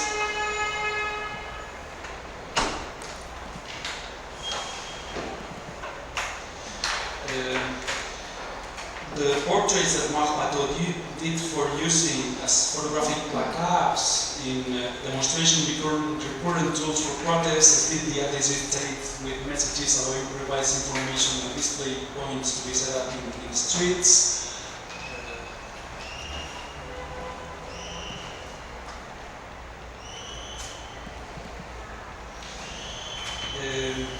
One of the most iconic contributions was introduced in the May Day demonstration of 1996, the Galère du Chômage, the galley of unemployment, a kind of transportable white cube that could be turned into an exhibition space anywhere in the street. This is the model which was shown in the exhibition.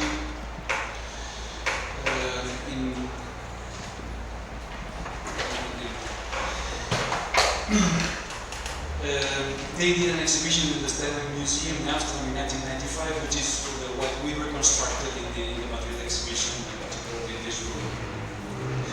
I think the extremely fragile presence of the photo placard with portraits in the exhibition involved a strong sense of temporality, as if the objects were there just like taking a break. I very much like that feeling because it embodies both the potentials and limits of what an exhibition and a museum can do.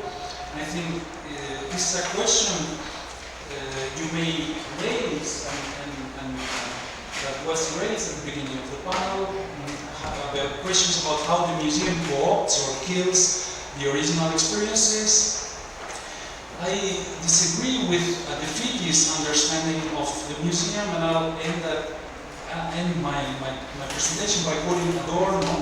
Particularly, it says in Paris Museum, which defends an emancipatory horizon for the museum, in which I believe. He says that the museum does not kill, but brings back life to artworks, but another kind of life. Adorno writes, and I'm quoting, "Works of art can fully embody the promesse de bonheur only when they have been uprooted from their native soil and have set out along the path to their own destruction."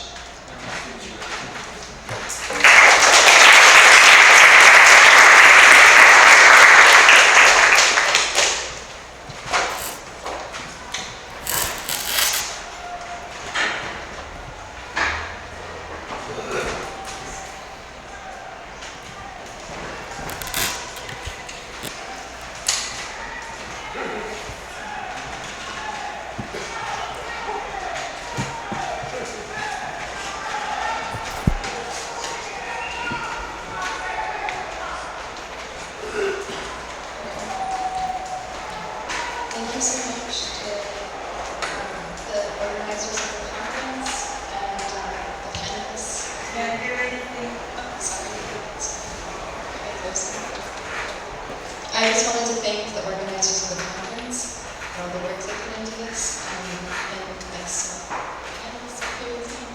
and to everyone who helped me with working on this text. Thank you.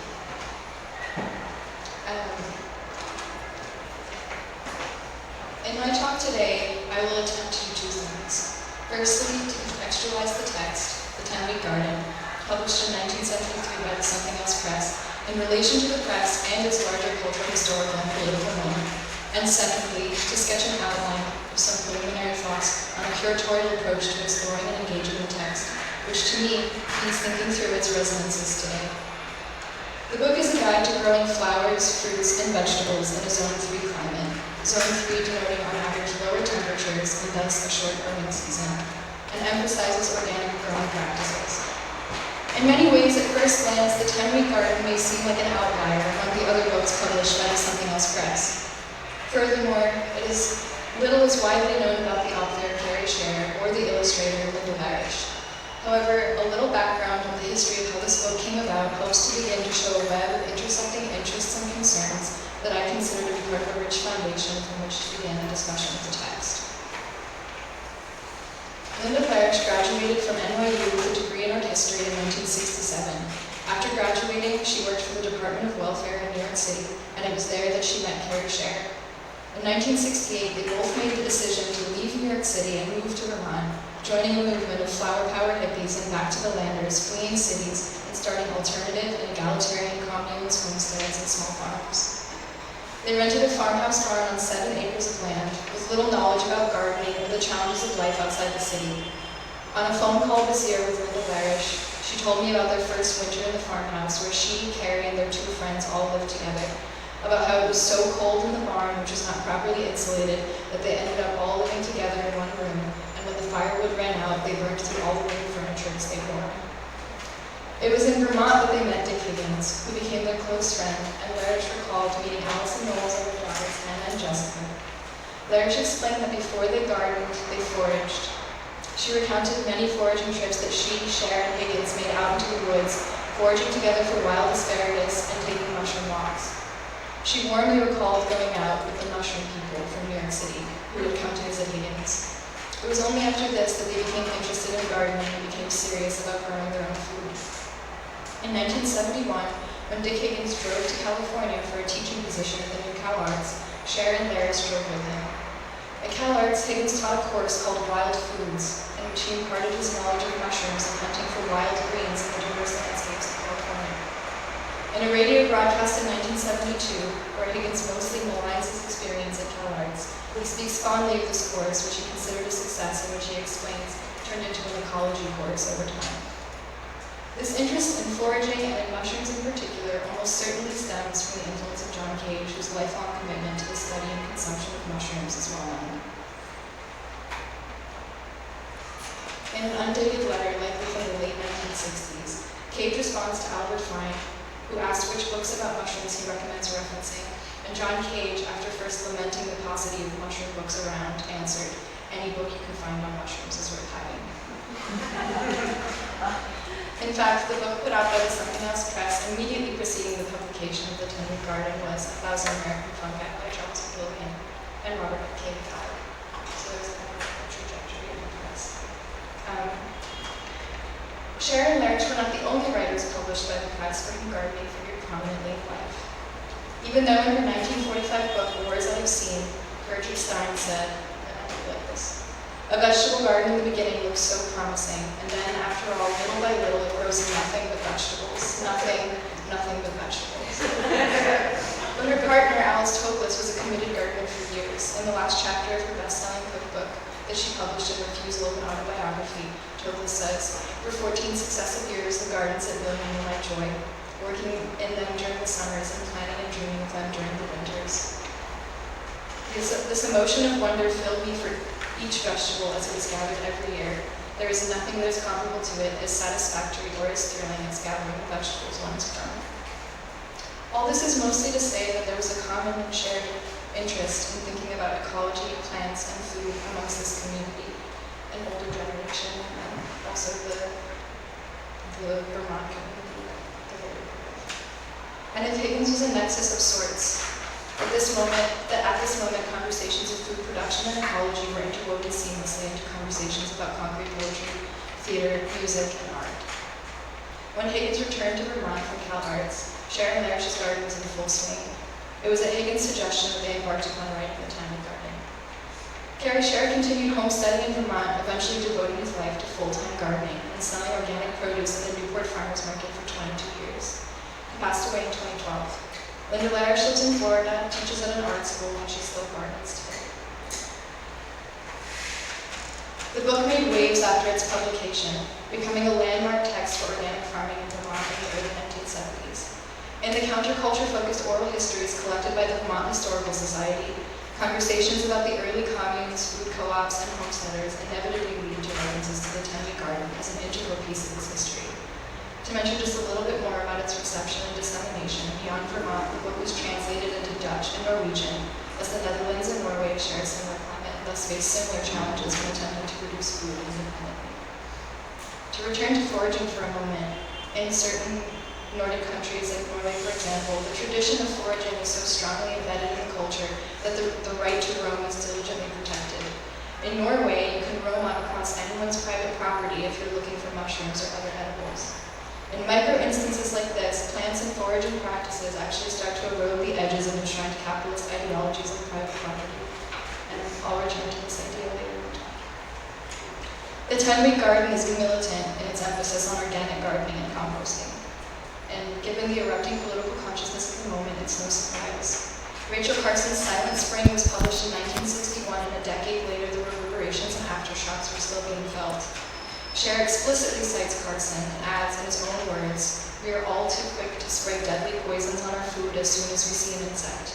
No garden is completely free of insects, nor should it be. A garden is a place of refuge for all kinds of life." Carson was unequivocal, and her work truly brought environmentalism to the fore in new ways. The Back to the Land movement was motivated by the pressing political concerns of its time, and Carson shows how these concerns are never just about the relationship between humans and the environment, but always linked inextricably to other systems and struggles, For example, there's a way to relate this to the prevalent and staunch anti-war sentiments of the time as well. In the chapter of Silent Spring titled Elixirs of Death, Carson explains that the end of World War II signaled the mass entry of pesticides into our food. She writes, in the course of developing agents of chemical warfare, some of the chemicals created in the lab were found to be lethal to insects. Some of them became deadly nerve gases, others of closely allied structure became insecticides. After the war, factories making chemical weapons needed a use, a product to sell. An artificial meat was created in the name of profit, and the chemicals used to kill people became chemicals for feeding people, forever changing the compositions of the planet's soils and wreaking death and destruction across the globe. One only needs to think about the devastation of the 1984 leak in Bhopal to understand the stakes. Physicist and activist for food and gender justice, Vandana Shiva, sums this up in her book, Who Really Feeds the World. She describes the paradigm of industrial agriculture as rooted in war. It very literally uses the same chemicals that were once used to exterminate people to destroy nature. Tools governed by the law of exploitation and the law of domination harm people's health and the environment. These tools are often poisons marketed as agrochemicals, and we are told that farming is not possible without them. In reality, the corporations that make these chemicals are shaping the paradigm of possibility. The interconnected histories between the crimes of war and pesticide production are perhaps most vividly seen in the example of German chemical and pharmaceutical conglomerate IG Farben. The company and its representatives were tried in the Nuremberg trials for mass murder, enslavement, and their role in the Holocaust. The relation to my concerns here is made all the more apparent when we remember that some of the highest executives at IG Farben, after being tried and convicted for their war crimes for manufacturing Zyklon B and for using slave labor from Auschwitz, were hired for top positions at the massive subsidiary chemical company, Bayer, which became one of the largest producers of various insecticides, fungicides, and herbicides, and which today owns Monsanto. At the time that Carson published her book, a Nazi war criminal was still the president of Bayer. The push for regenerative, truly organic, small-scale farming, the kind advocated for in the 10-week garden, is therefore not just about producing healthier, tastier, and more nutritious food. It is also a rejection of a system which profits massively off death, and which does enormous damage to the planet. Collectively growing food locally and working to achieve food sovereignty on any scale is about creating dual power and challenging this system. It is a way of insisting and dedicating every day of one's life to showing how much better we can do in feeding the world and structuring our lives, and the way we relate to the planet that we are inextricably connected to. It is about envisioning a politics of the possible, or what in his 1957 essay, Revolutionary Romanticism, Marxist philosopher and sociologist Henri Lefebvre calls the impossible possible. Situated in the present but rooted in the future, this idea of the contingent future. He defined an emancipatory position based on the person in the thrall to the possible. It is a model that stands firmly in opposition to capitalism's foreclosure of the future and fights against how corporate interest has for so long dominated, monopolized, and controlled the paradigm of possibility. So at the core of this idea is that to me, the 10-week garden provides a window into a radical and all-encompassing commitment in one's life to a political project. It responds specifically to the conditions and concerns of New Yorkers in the late 1960s and early 1970s that made the choice to move out of the city to build their lives around the vision of more sustainable models of human existence. Today we face an increasingly existential threat related to the climate crisis, and we've also come to understand how many of the other contemporary problems in our world are related to the extractive and exploitative capitalist system we live under. There is an opportunity here to look at new food-centric models of living which build on the legacy of the movement Carrie Sharon and the Large were part of, which emphasize how important gardens will be in the effort to build more resilient communities. I want to think about neoliberalism, city planning, and transformations of space, and then models of collectivity and resistance built around radical gardening and food production that have arisen to struggle against it. To begin a dialogue about the legacies of Cher's project and what we can learn from it in order to envision the liberatory potential of food sovereignty today. I'm interested in food-centric models for reimagining human life and relations for a number of reasons, not least of which is that our current fossil fuel-based global system of industrial agriculture accounts for 40% of all greenhouse gas emissions worldwide, making industrial agriculture a huge contributor to the climate crisis. But on top of this, the 10-week garden helps us conceive of an investment in the politics of the everyday, in the way we encounter the political at the edges and contours of everyday experience. And I would argue that food is a site where massive global systems meet the intimate scale of human life every single day. A food-centric model does not ignore the crises that need to be addressed. Food and food production is connected to labor and issues of exploitation, gendered violence, migration, and inequality. A consideration of this book in today's context provides an opportunity to look at radical food-centric activism and strategies deployed to address the myriad struggles with which it intersects. The recent waves of transition towns and eco-villages follow in the footsteps of the Back to the Landers but employ new approaches adapted to the challenges faced today. In her study of co-housing and communal living throughout history, small as necessary, Anitra Nelson posits that today's movements have observed, drawn on, and benefited from numerous insights gained from various experiments since the 1960s, when a generation evolved that was prepared to challenge the establishment or living in alternative ways. People are organizing new forms of intentional, anarchist-leaning communities as experiments for modeling new forms of human existence. There are countless examples of these experiments from around the world, all of which seek to establish autonomous, horizontal, egalitarian, and democratic systems with an eye towards achieving food sovereignty via permaculture, agroforestry, carbon neutrality, and sometimes even economic systems independent from national currencies, with goals explicitly geared towards upscaling future-oriented structures. From Spain to Italy to Latvia, Chile, Argentina, Australia, and closer to home in upstate New York. How do we begin to interrogate the images, goals, and strategies of these kinds of projects? In 1968, people left cities and moved to the countryside. However, discourse has done much to unravel urban-rural dichotomies. We don't necessarily need to, and in fact, we can't leave cities to do this work. How do we imagine a food sovereign New York with food guaranteed for everyone and no one abused, exploited, or assaulted to produce it? How do we begin to build resilience into our communities as we barrel towards peak load? How do we ensure a just transition in a city and a country so racked by racial inequality?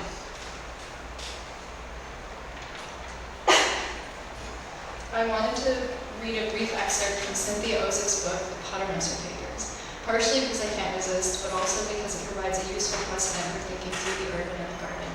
The protagonist, Ruth Pottermesser, has been elected mayor of New York. Plan for the resuscitation, reformation, reinvigoration, and redemption of the city of New York. The streets are altered into garden rows along curbs between sidewalk and road. Private hedges shake their little leaves. Except for fire engines and ambulances, there are no other motored vehicles. Little girls dare to jump rope in the middle of the street. The tall grasses and young maples of the planted roads are haunted by pretzel sellers, hot chestnut peddlers, hawkers of books and wheelbarrows. There are many gardeners now, and 100 urban gardening academies. There is unemployment among correction officers. Numbers of them take gardening jobs.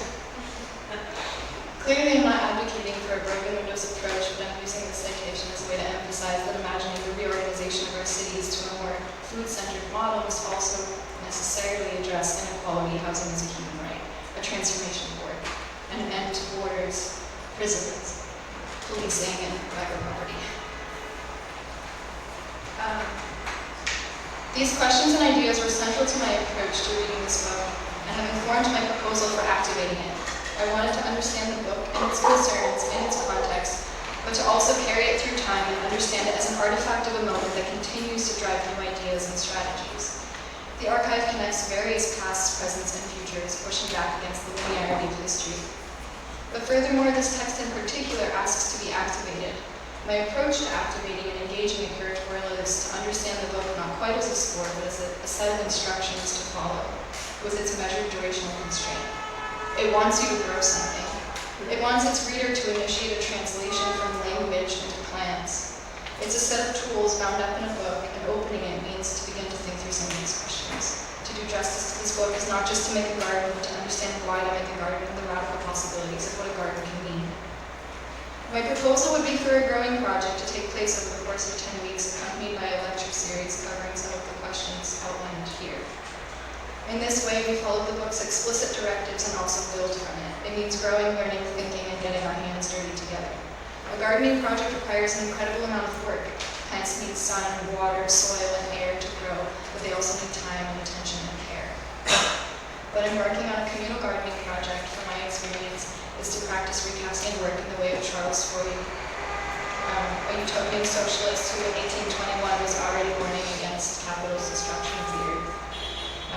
episodes to practice recasting work in the way of Charles Fourier as impassioned collaboration.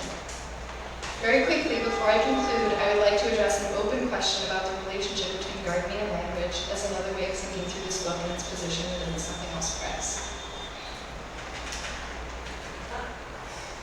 Something that continues to echo in my mind comes from poet Rosemary Waldrop, also a co-founder of a small experimental 1960s publishing project, the Burning Deck Press, and her description of her writing practice, and I quote, "My key words would be exploring and maintaining, exploring a forest not for the timber that might be sold, but to understand it as a world and to keep this world alive. I'm curious about how we might understand a practice of writing not as extractive, but as not as mining language, but as cultivation, an exercise that foregrounds maintenance, care, and exploration, an idea of poetry, as Waldrop says, is gap gardening. I have tried in this talk to engage with literature alongside the politics discussed here. After all, as the Marxist philosopher and sociologist Henri Lefebvre said, the ethical and the aesthetic have a certain connection. The question of style concerns life as well as literature. I find it useful to turn to Lefebvre here for many reasons, but one is certainly related to his belief in the role that art and aesthetics play in social change. Furthermore, I want to read this book as a document, an object, an artifact of a moment that to me manifested, embodied, lived, an implicit critique of everyday life, a critique of heteronormativity, a critique of family, a critique of work, a critique of consumption, a critique of alienated social relations. To reject things as they are and model one's life as an alternative is the practice of envisioning the possible. There's a consonance, a compatibility here between the movement back to the land and this early writing. Informed by the studies of rural sociology, Lefebvre's notes written one Sunday in the French countryside, the concluding section of his critique, first volume of his critique of everyday life, and his later 1957 essay, Revolutionary Romanticism, provide a useful framework for this discussion. Lefebvre was clear in articulating that, quote, the aim is to change life, to lucidly recreate everyday life, which hinged upon the practical, effective transformation of things as they are. It is almost as if the Back to the Landers were responding to his directive, let us reaffirm the certainties of human community. Critical to this period of Lefebvre's writing is the idea of the consciousness of the possible discussed earlier and the conception of revolution as festival. For Lefebvre, festivals certainly, right from the start, contrasted with everyday life, but they were not separate from it. They were like every day but more intense, and the moments of that life, the practical community, food, the relation with nature, in other words, work, were reunited, amplified, and magnified in the festival. Festivals tighten social links at the same time that they give free rein to all desires which have been pent up by collective discipline and the necessities of everyday work. In celebrating, each member of the community went beyond themselves and in one fell swoop through all that was energetic, pleasurable, and possible from nature, food, social life, and their own body and mind. It seems worthwhile to also consider the format and structure of the Fluxus Festival here. Lefebvre saw in the festival his ideal of collective participation, where the cultural becomes the site of revolutionary activity, which is a kind of way for us to think about the network and the social as it was modeled within the larger framework of Fluxus, from Wiesbaden to Villefranche, Le Fête et Clermont. Beyond community and collectivity, the festival for Lefebvre was ultimately about tracing alienation from industrialization to the present, and then constructing an aesthetically grounded revolutionary needs for recasting work. Beyond collective participation in the festival, Lefebvre contrasted pre-industrial forms of collective production to the total specialization and atomization of labor in cities under capitalism. The rural festival represented to him a facet of an idea of a more total way of life, which he saw as entering the city in instances like the Paris Commune. Lefebvre's idea of revolutionist festival was formative for Debord and paramount to the events of 1968 in Paris. Debord famously said that the Paris Commune was the greatest festival of the 19th century. And serendipitously enough, the Commune started on March 18th and ended May 28th, which is exactly 10 days. And remember that this is 1968, the year that Sharon and Irish moved to Vermont.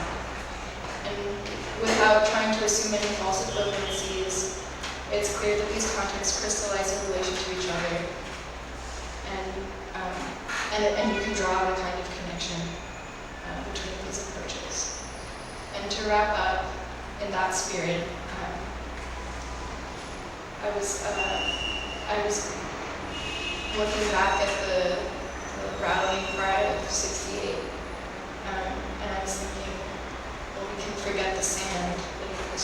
There's dirt.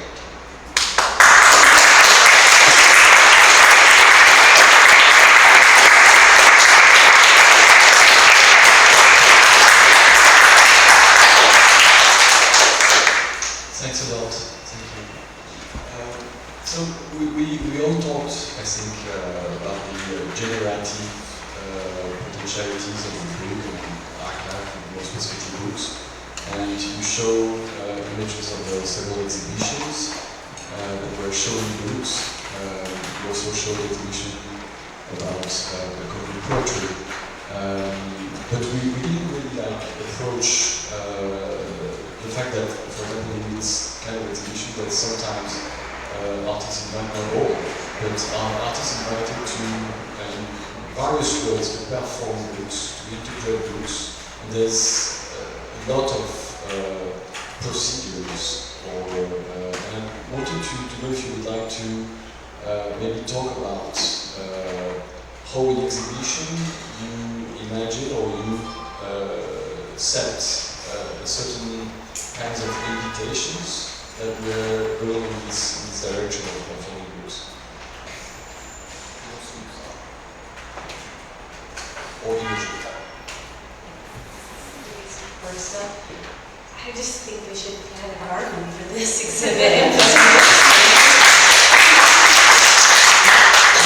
Consistent with this idea of performing, yeah.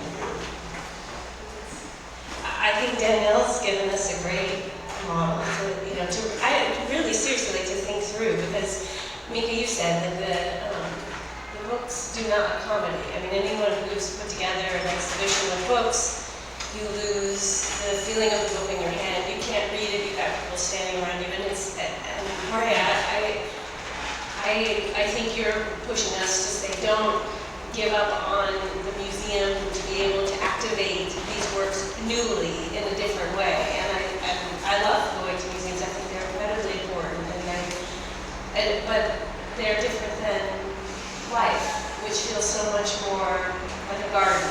And having a letter or having a book in your hand. And I'm incredibly unhelpful. I think Danielle is probably more helpful than Mica, but how do you build an exhibition that's a gift, more approximate to life and less the reification of the material that is now entering the institution? I would like to add probably when watching Jorge's presentation, all the display, all the paraphernalia going around the book, around the archive, around the document, reinforced the artificial quality of the document shown. There were brilliant rhetorical devices displayed, from propaganda to the books in showcases, to documentary photographs, put in different graphic displays. But there is also a para-textual almost environment that displaces documents. So how are we working with that today, given the conservation preservation situations that we have to take in consideration?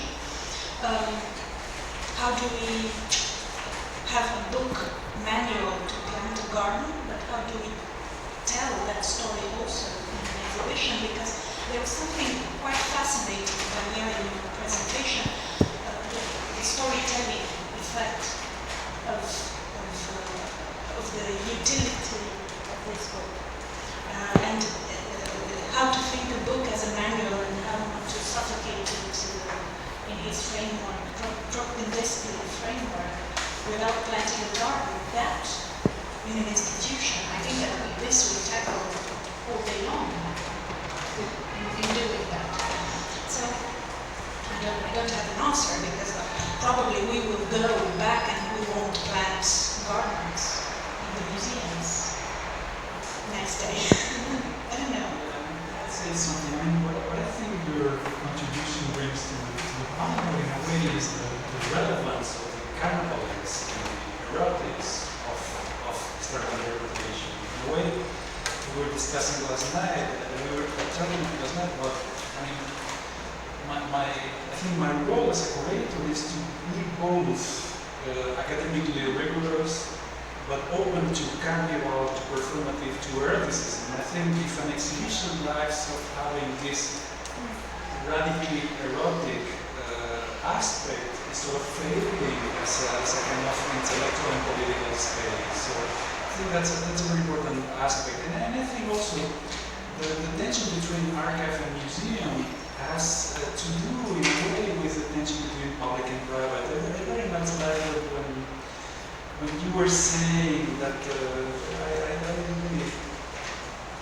that the work is produced when you go to the archive and you have the book and read the book in a way. That aspect, I think that's very much what the archive is about. So I'm kind of, I think the transition between the archive and the exhibition is not that easy precisely because I think they're based precisely on antagonistic experience. On the one hand, the private reading, on the other hand, the carnival is social dimension. So, which I think it's important. I think that it is precisely what in a way you brought in a very imaginative and creative way you brought to the discussion.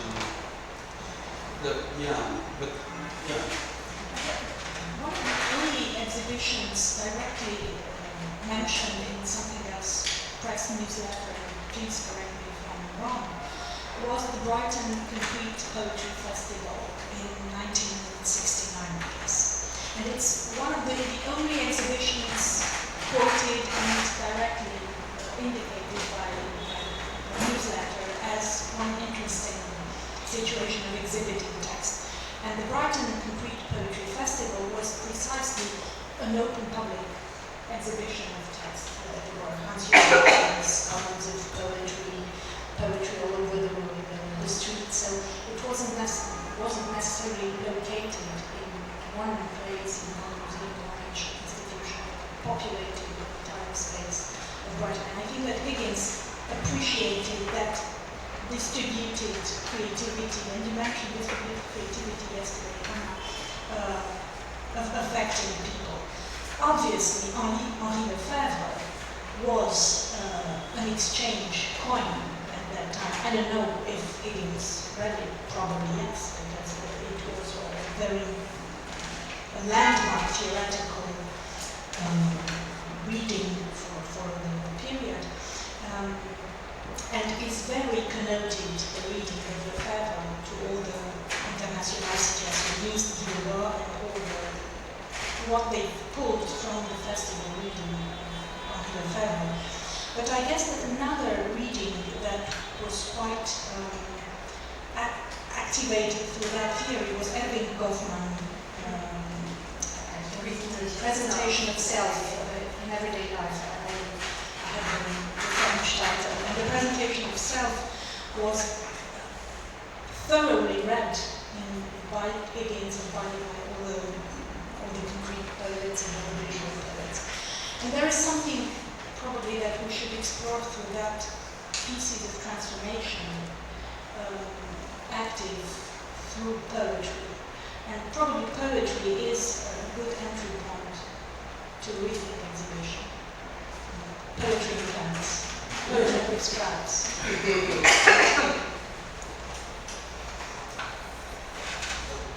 I want to maybe go in your field about let's say, opposition between kind of archival behind glasses with originals, exhibitions, and the way documents are put in motion or elaborated and performed sometimes, to refer to this kind of historical refusal of art field of not showing the original. And he didn't accept his work to be shown in the MoMA exhibition about Dada surrealism, and because he didn't accept that, so they asked him to show the collage, but he wanted to show the journals. But in a way, to be consistent, he should have asked to republish or publish new collage at this time. I wonder what you think about that. Yeah, the original. Well, what Harvey says that the original is the printed page. And the distribution level, I said from the montage publishing the base, that's the original, so the public object, so to speak. But at the same time, it was not public anymore. It's also a document of something that happened. It was not at the time. At the time, it was asked to show them. They were almost not active anymore. It was not published. Sorry.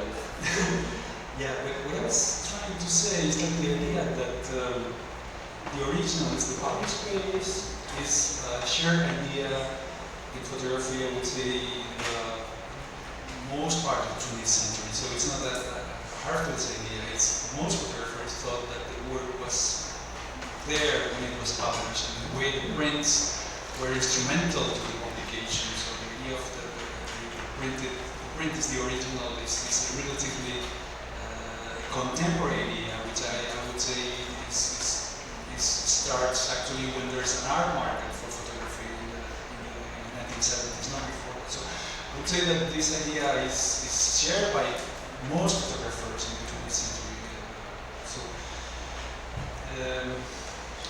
When exactly in film and photo, the Hartfield room was, Hartfield had a room in film and photo in 1929, precisely together with the Soviet room. So it was Soviet and Hartfield. The Hartfield room is surprising even for today, for the radicality in 1929. I mean, he's showing essentially vitrines with books. The books published for Mica publishing house, posters and printed matter essentially, and text on the wall. That's his room. I mean, even more radical than the Soviet one, because in the Soviet one there's at least this kind of the cinematic, in a way, spectacle of the exhibition, which in Harvey is not there. So yeah, but I think that, yeah, so that was the original. The word was the public space for Harvey.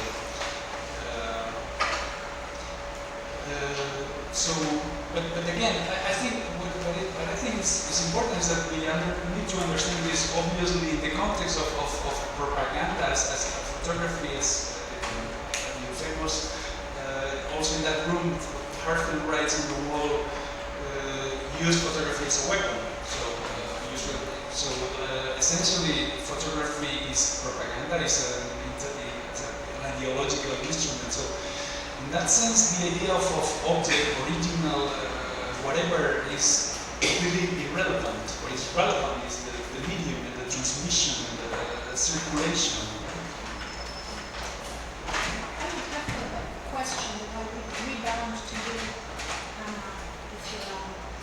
Because Hartfield and Soviet propaganda was intended to be shown and to be exhibited. There is a high amount of dress toward the user and to circulate in it.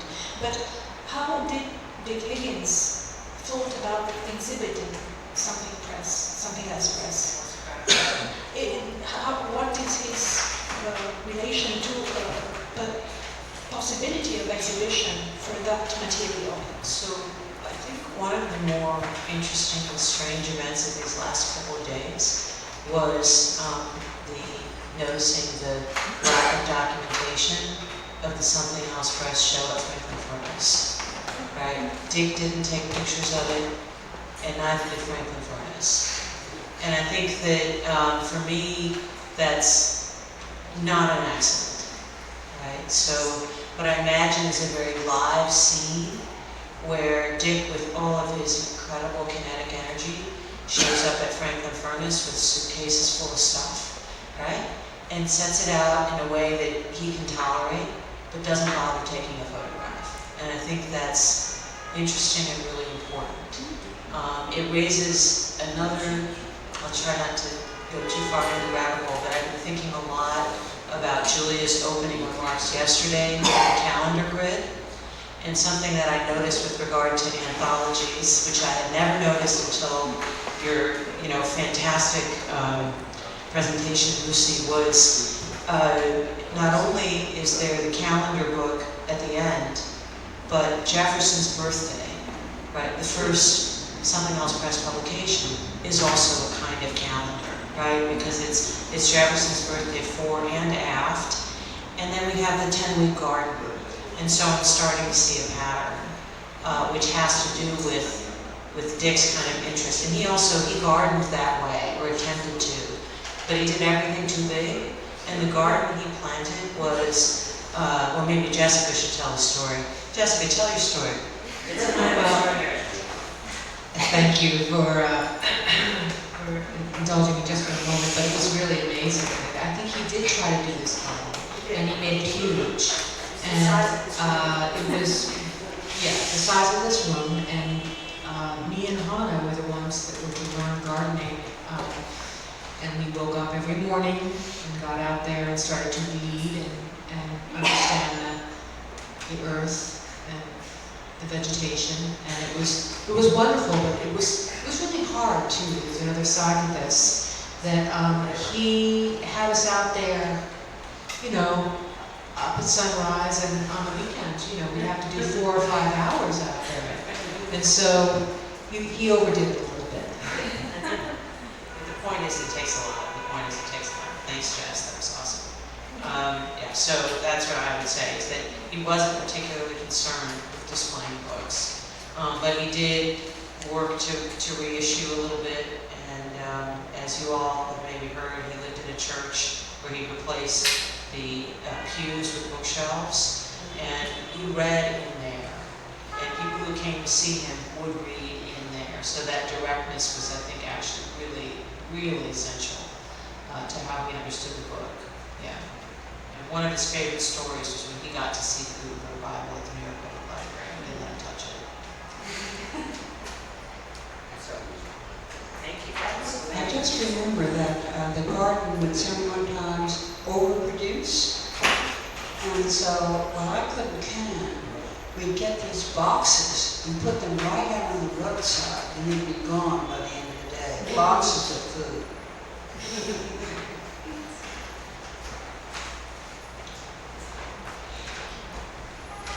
Mica, I wanted to address this issue of institution and dispersion and the relation between the score and its various moments of performance. And if we go to the field of complete poetry, the various ways the writers organize their text in different ways depending on the context, and which I think is an important aspect of You warned me last night that you would ask me this kind of question. So I guess for concrete poetry, the attention or the rigor to the protocol regarding the dispersion and the presentation of concrete poems on different various supports is not as strict as in different conceptual artists that have used language and exhibit in language.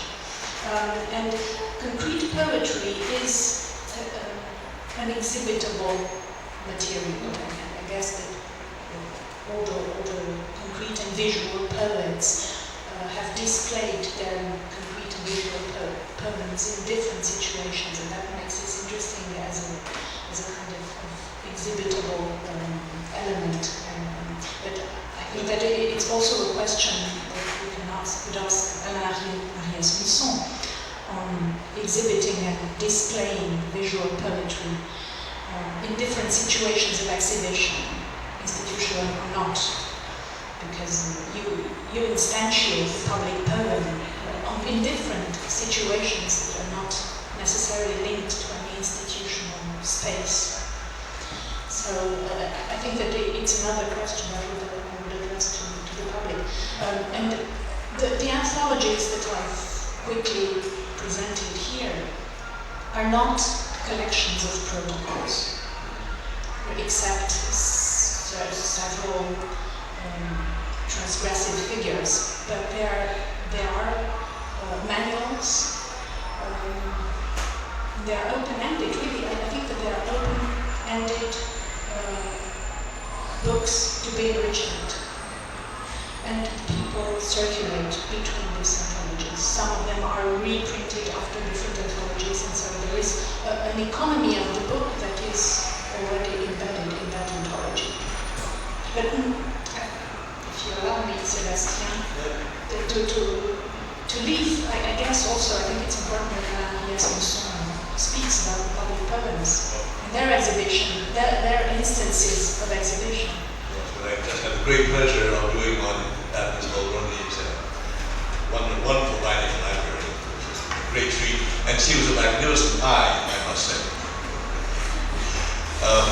I'm going to surprise you, well, it's true, public poem, especially in the majority of public poem, were always done outside any artistic or museum or literary context. Only occasionally, like the Literatur House in Berlin, for example, was in the proper literary context, or with some, more recently now, I'm going to be doing public poem on Literary October, which is going to be great fun, and across the city, mostly across the city. But I'm taking advantage of this microphone to do something really that I'm terribly ashamed of. I'm really ashamed of, because it's so trivial, but I cannot resist it, because I have this brilliant array of archival and other museum specialists, and it does have a slight reference, because it is about the vitality and how your collections impinge on our lives. And this is it. Now, do forgive me. And it's just pure vanity. I can't help it. It was a wonderful opportunity. So it's like it's a tiny grain of sand that's been in my poetic shoe for 50 years. And here I have this marvelous opportunity to throw it out. So it's very simple. I really enjoyed this very graphic, conceptual presentation of the anthologies. I thought it was delightful. And as a model of a way to show it. And I wanted to say that the anthology that I did in 60, well, I think in 67, but sometimes people correct me and say 68, so I'm not so sure. I thought it was the first in the US, Concretism in Chicago Review, which then later came out in Swallow Press. Now, Eugene Wildman, who is a good friend, he's a writer, good friend, taught at Chicago University, been teaching for a long time at Chicago University, we've been corresponding recently, has apologized about this, and I'm very happy that in your archive, the letter of his apology is there about this, because I said, Gene, you really should have acknowledged me, because Gene knew nothing about concrete poetry. It was totally outside. He's a fiction writer, a good one, and a very good fellow. So I wrote to him, because I'd been publishing concrete in Chicago Review for some years, essays and so on. And so I proposed to him this concrete poetry, and he was amazed, he knew nothing about it. So I put the whole thing together, and he published it in his anthology, Eugene Wildman. No, I don't think he mind, because we have talked about this, and he said that, yeah, Anna, you're right, and I'm sorry, that's the way he did. But I love the fact that your archive has that letter, so, there is some basis for that, and it reflects our lives, however silly it might be. Going back to Sébastien's question about exhibiting the public poems, you don't necessarily have a protocol of exhibiting your public poems as, let's say, conceptual art and language use of exhibiting the language are much more strict and disciplined in a way of showing those poems. I wanted to remember to bring Eugen Goringer, who's a father figure also of complete poem.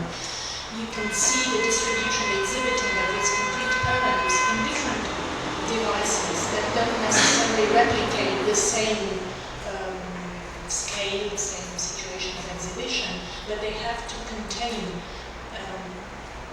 the efficacy of concrete poetry. And that is very important for visual and concrete poems, and even for visual poems that are very, photogenical or exhibitional, showing the Jorge who use lots of photography and you can spread it all over. But I guess that they all come into the same framework of a certain rhetorical presentation of that language-based poetry. And I think that it can really be enriching to think of it in terms of figures of speech, figures of, I don't know how to say them, stylistic figures that can work with some experimental writings, applied to experimental writings. It seems it's organizing, or it's organized simultaneously words and images, and forms as compositions. Some have been criticized by the fact that it could take a certain form in some publications, and then because the page is different, the size is different, they could remodel, they change the color, and it's been criticized as a kind of lack of precision, whereas we can also like interpret it as an idea of its enunciation as something which is always different, which is renewed by the context in which it's placed. If you go, and archivists and librarians adore doing that, if you go into the very materiality of the objects, those differences appear all over.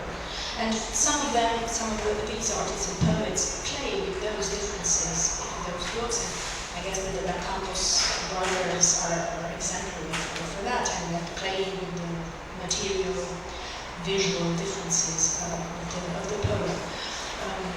But even the protocols that you showed, Lucy, at the beginning and at the end of your presentation, they are not protocols for exhibition. They are distributed elements, and they're not the same protocols as Ben Vautier's little cards, for example, can work, that they enter in the object presentation. But it's very variable depending on the scope of interpretation that is left to the interpret. If we, for example, consider the big book by Allison, people are free to be everywhere they want. Inside the book, there's no beginning, there's no end, and so the scope of interpretation is extremely large. The problem with exhibit, to control it, yes, to detour this question of authority in exhibitions installed on museum premises or institutional premises or even library or archival premises. This is a question of authority that can be tackled, but I don't think we have vandalized it enough. I've been exhibiting and performing concrete poetry since the 1950s. And I'm in all of Casablancas' books, but most recently we showed in Switzerland, in Freiburg, we had about 5 collage concrete poems. And I had some in your museum in the exhibition called Traces du Sacre, which was a very lovely exhibition. My basic mantra is take the no out of now, then take the ow out of now, then take the then out of now, and the short version is no, ow, now. The English language then is the only language we've ever found that then is both the past and the future.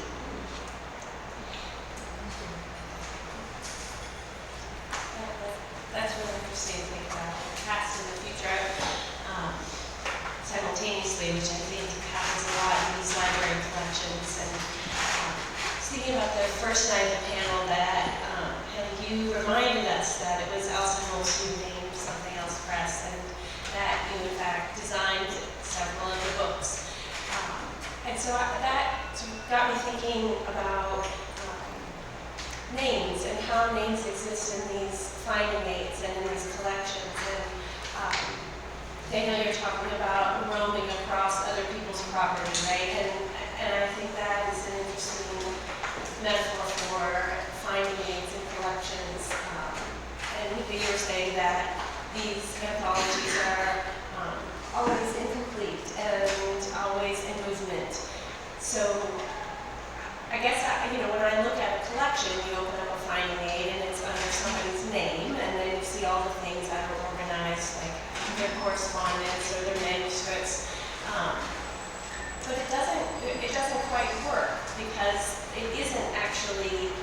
I haven't done research in the Dick Higgins papers, worked in other archives, but to find, Dick Higgins materials, something else press didn't really turn up books that night. He didn't turn up any letters or manuscripts.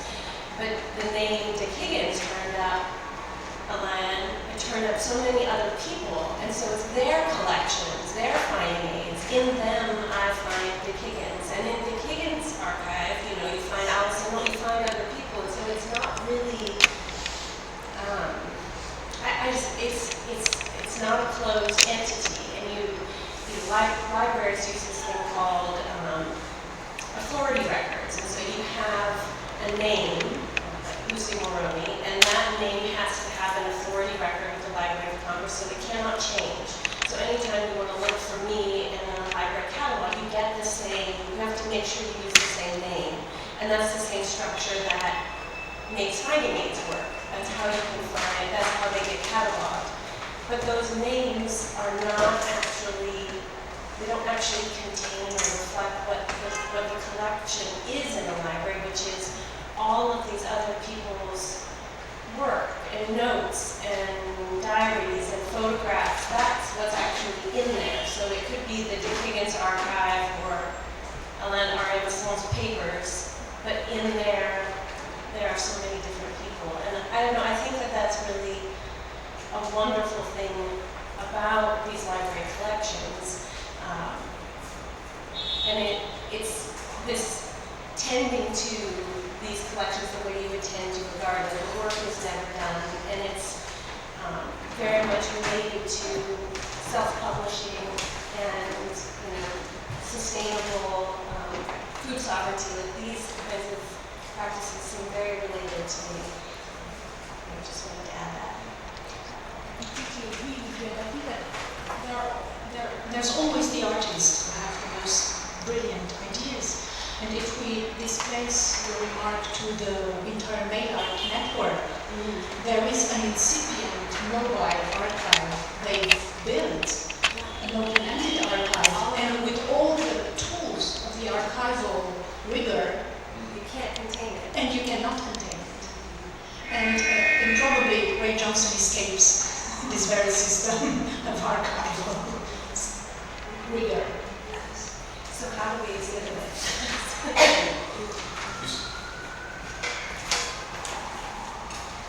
I guess when people are willing to manage what they know because they don't have the methodology or they don't have some tools.